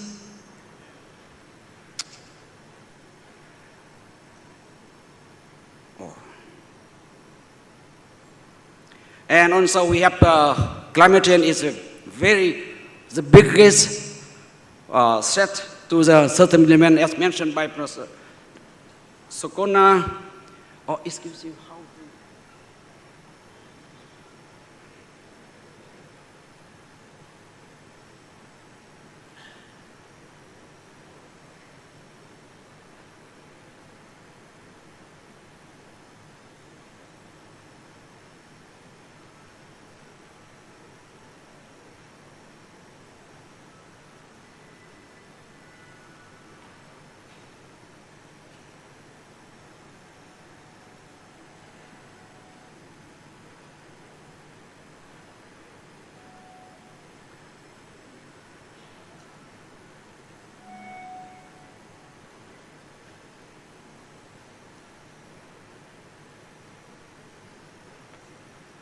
So this slide I skip because of the Sokona and Prasadiana already talk. And also this one, and you can see that and here we can see that exposed to disaster and climate change is a very big dimension for assessment of the climate change, sustainable development extent. Vietnam is one of this one also high exposure. And also we can see climate change risk. Vietnam is one of the top countries. And also here we can see vulnerabilities in Vietnam, also the top here.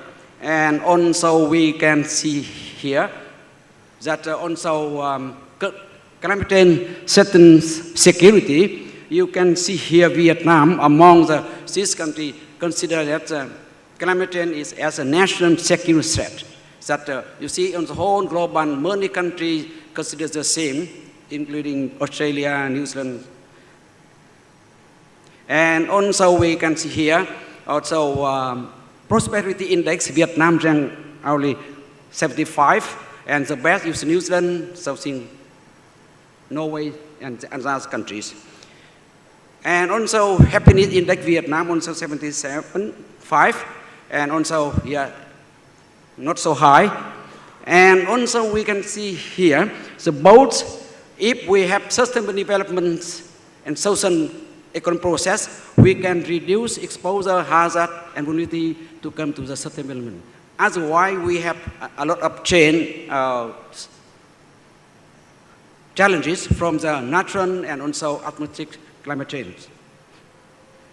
And now here we can see that we have the sustainability system of the world. We can see three: global systems, social system, and human system. And these are connected, making complex problems. But here, I think the most important sustainability should be maintained during our development. And during the development, the core value have to be sustained, such as from nature, from the human, especially here with social values, including culture, peace, and economic justice. Here we can see a lot of things we have to see. And according to President of SK, including sustainable management. And also we have the common between climate change response and sustainable development goal, have the common goals, and also they have interactive activities and have common and different solutions. But we can see here one arrow towards. And also we can see here on the social and economic developments, we can mitigate emission and reduce climate change extremes. And of course, we also make reduce impact. So it's mean coming to sustainable developments. And also this one also presented by Mr. Sukona. And here we can see that the global system can maintain through the achieving this sustainable development goal, and also the same for social system and the human system. Here explain more detail, you can see in this slide. And also we see divide in the through system economics, and so society and the environment, also this to keep certain economic stability and so environmental safety and social safety by achieving this sustainable development goal. And also we have to maintain natural resilience as mentioned by the growth. And also here we see social resilience, both the infrastructure and also policy and institution, and also more important here, transforming capacity that mentioned by Dr. Sokona. And also we have here to see that adaptation, social resilience, and here natural resilience, and also mitigations, and also transforming integration. This, I think, most important to respond to climate change and getting sustainable development goal. And here we another way, we by maintain or conservation of nature, we can reduce both geophysical or meteorological and also disaster. And also we have this another opportunity for the sustainable buy from the from the Paris Agreement on climate change. That you can see here a lot of opportunity from the new era of climate change response, and also innovation, and so on, development, science, technology. And also we can see here that Vietnam, we have a lot of effort to achieve sustainable goals. Even Vietnam is so vulnerable to climate change. So we can see here that the common objective here, increase the peace, prosperity, democracy, and also equality and so stability of Vietnam through the sustainable economy, so on. And also we have just 9 most important solutions. And we can see here that, but Vietnam have a lot of challenges for settlement in our country, that including that intersection collaboration and coordination is limited, and also science technology not so high, and so weakness of Vietnam people. And also we have created that SDG management system from the National Assembly to governments, and also social and political organizations. And also we have, for example, here we can see Sustainable Development 1 and the poverty. So you can see here the very fast reduce, and also access to basic condition increase with time. And also here you can see that the number of the household and suffering hunger reduce very fast. And here we can see that the social labor productivity increase with time.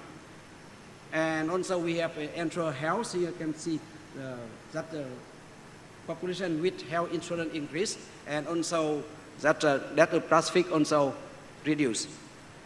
And we can see here education, that the kindergarten facility increase. And here we can see that of the labor work receive the training also with time. And also we have here a lot of achievement in gender equality by make survey on the sex and rural urban location percent here. And also we can see the entrance ability of the urban management of water.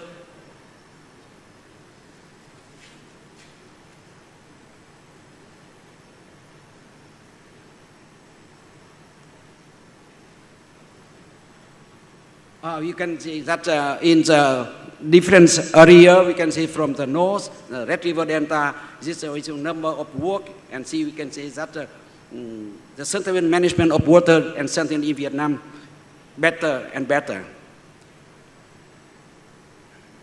And also ensure the energy, that from we can see here, but still, the consumption energy in Vietnam still very high compared with European countries, and also potentially with some type of renewable here, mostly in wind energy, and the others still small. And also we have economic growth, and also production. You can see by this proportion of worker in informal employment, that is in informal still high, and also we have annual growth GDP and labor still that we can see with increase. And also here, so being the regional infrastructure, and also now I will make fast showing that reduce inequality. Also you can see Gini coefficient increase with time. And also here you can see that damage caused by natural disaster, also depending on the activities and of the disaster, it means Vietnam have not so well respond to disaster. And also enter sustainable consumption and production pattern. We can see here that by clean production during that one, and so we can implement it in 2015, you can see increase. And also we can see that Vietnam also pioneering in the response to climate change. This we can mention in the next. So because Vietnam is very certain by a lot of disaster, but here we can see we respond to a lot of typhoons, and also we study on vulnerability of each area, and to find the way according to vulnerability level of area from Vietnam. And also we can see here that we make that vulnerability assessment for the whole Vietnam coast, and to see this is the most vulnerable area, similar in Red River Delta and Mekong Delta. And based on that assessment, we can propose a plan or strategy for response to climate change. And also we can see economic loss by disaster and climate change. So we can see that the more GDP, the more we lose. It means here we could not well adapt to climate change. And also we have a lot of effort to reduce greenhouse gas emissions. And you can see that a lot of from the mainly here energy, agriculture, waste, LULUCF, for example here energy most proportion in producing that emissions. And also we can see here a lot of conserve biodiversity in the water. We can see a lot of our effort to make certain here. We make a consent in that oil and gas, concentrate in oil in this year. That still, that this a different year we can see reduce. And also forest cover in Vietnam, that increase, you see almost we reach in the mid and the last century, 33%. And also here we have a lot of effort on the promoting that peaceful and justice by a lot of activities here, you can see. And also we have strengthened the implementation of global partnership that we can see here at a lot of our government activities for involved in the international commitments. And today, Hanoi Forum also one of evidence international partnership. And we can see that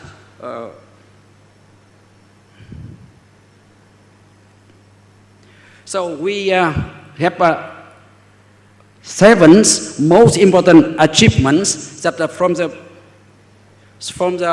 development of the policy until science, technology, and until we have the also the human and financial resource for climate change response.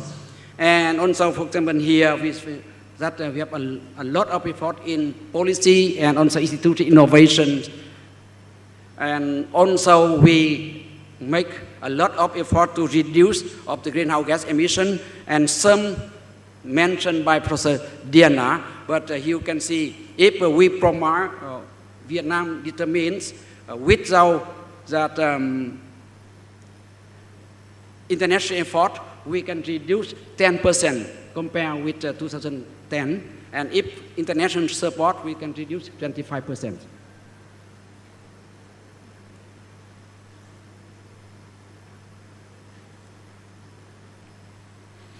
So we have here a lot of ways to reduce these emissions from the greenhouse technology, energy efficiency, RED+, and also by using biogas, and also household water warming using the same global warming effect. And also people have created a lot of models to respond to climate change, including smart response to flood. Here people also taking opportunity from the flood for keeping their life.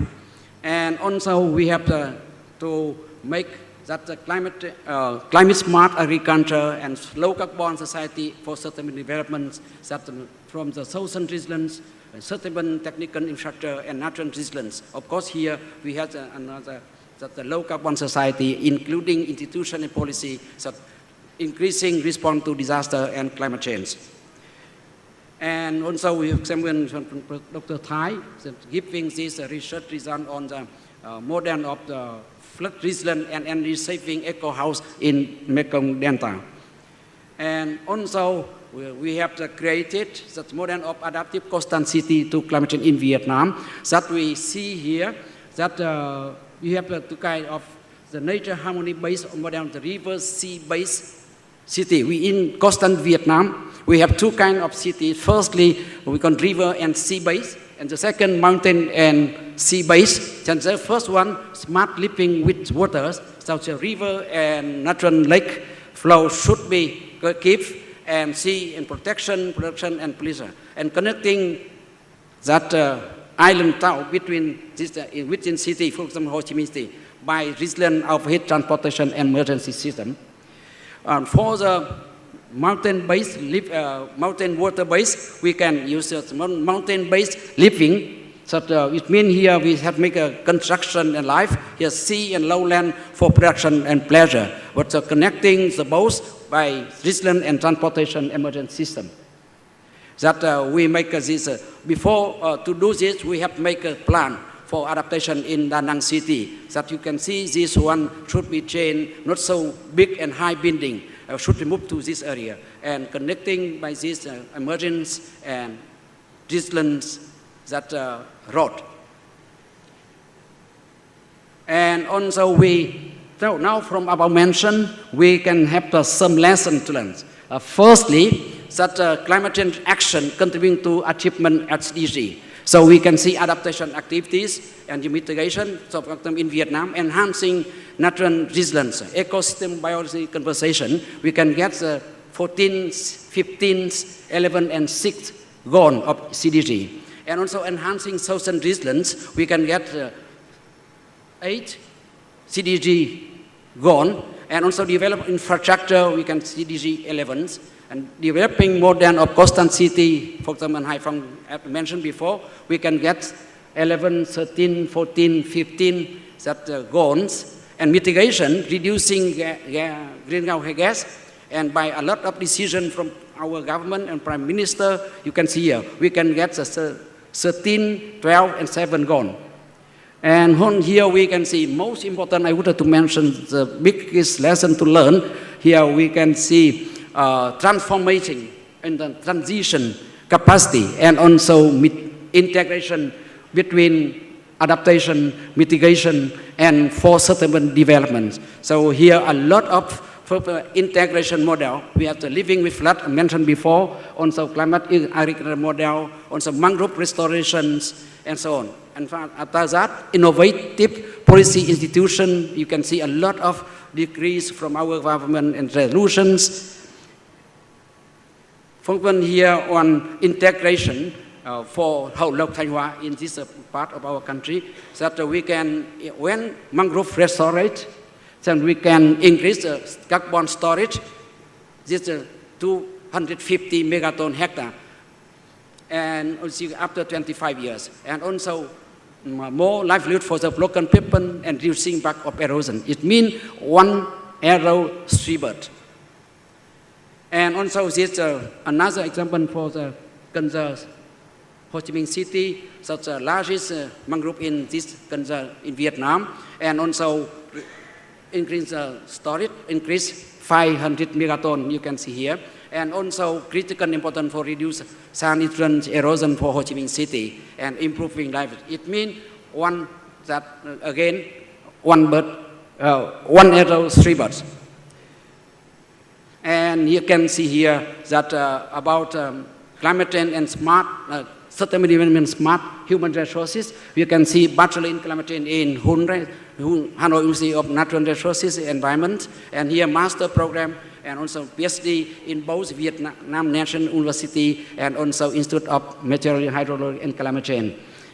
And also we have international regional in collaboration, also helping transforming and integration of the both mitigation and adaptation. We can get these activities. And now, I think that's a very common lesson to learn from firstly base and technology, policy, strategies, and on social power and innovation. The second, co-benefit among all stakeholders and between stakeholder balance benefit between adaptation, mitigations, also maintaining stability and security and stability. And also here we can think globally, act regionally, and also we can see that our lesson learned showing that both climate change and achieving sustainable development goal related, and achieving sustainable development goal, the best for the climate change response. And also integration that you can see interdisciplinary, interfields, top, bottom, international and national cooperation. And so promoting business basis for the both climate change and sustainability by policy, institution, social platform innovation. So on that, you can should be based on the nature and ecosystem for climate change response and sustainable development. Also transforming that society, that suggestion by Dr. Sokonan. And of course, we have the new, a lot of the modern from carbon and digital developments, society, area, and sector, and climate change, smart activities. And so we propose some perspective for collaboration in the future. Firstly, about propose both climate change response and sustainability goal achieving, having common objectives of maintaining sustainability, increasing safe prosperity and happiness. And the second is the approach for the both I mentioned climate change response and sustainable development achieving by integrating that the first into the second in policy, strategy, plan, and activity, and considering both climate change response and sustainable development as business, and also creating policy, institution, and promoting both business. And also based on the assessment of level of maintaining sustainability, the core and vital value of human society, a planet, to choose the best solutions. And also find and taking opportunity from the climate change in particularly and the global change in general. And also collaboration in the making solutions for some climate change and sustainable smart policy and governance. So here is human resource development, here in science, technology, and knowledge transfer, and partnership collaborations for aiming at climate change response and achieving sustainable development goal. And also we have the in collaboration in action towards a low carbon society for sustainable development, but the nature conservation, green production growth, mitigation, and also green life and sustainable consumptions. And also making the new growth model for climate change response and sustainable developments that adjust our growth model into what's a low carbon, high resilience, efficient use of energy in natural resources based on the high quality of human resources and advanced science technology, and being in developed low carbon resilient society towards in Vietnam conditions. And also we modify that the new growth model that we learned from the Tokyo University with some modification. The sustainable society in the context, this one should be low carbon society, resource circulation society, and reduce the 3R resources society, and also respond to climate change. And also 3E+1 approach that also we can see to be being the sustainable low carbon society. And also that's a new growth model for climate change in thinking this one with the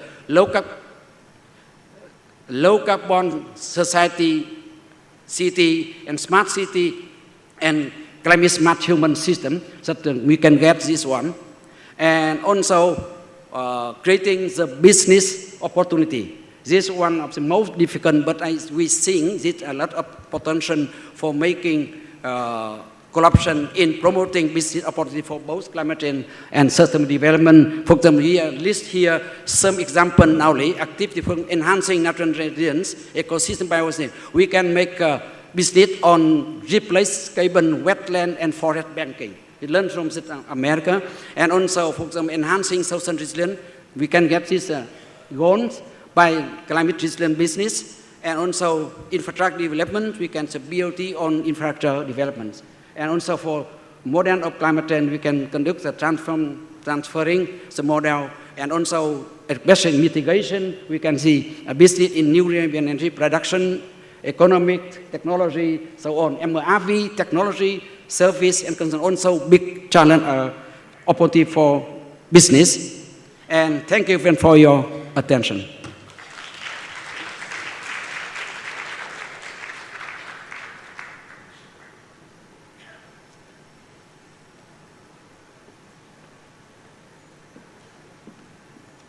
Thank you, President Mai Chamnan, for your very dedicated and in-depth presentation on focusing on Vietnamese case. Ladies and gentlemen, we really enjoyed the plethora of in-depth analysis on climate changes, crisis in general, and some area, integration of adaptation and mitigation and adaptation, and also the meaning of 1.5 degrees Celsius. On top of that, we presented a very good, exemplary platform which could be applied to the country of Vietnam, in a specific case. So we will have enough stockpiling of the information and guideline, which will be good food for thought for tomorrow's whole day discussion. So again, let's give a big hand for our distinguished speakers. So please enjoy the wonderful dinner in Vietnam. Thank you. Vâng, xin được trân trọng kính mời các quý vị đại biểu, khách quý, khách quốc tế. Chúng ta sẽ cùng di chuyển ra phía ngoài hội trường để cùng dự Gala Dinner của Hà Nội Forum 2018. Xin được trân trọng cảm ơn quý vị.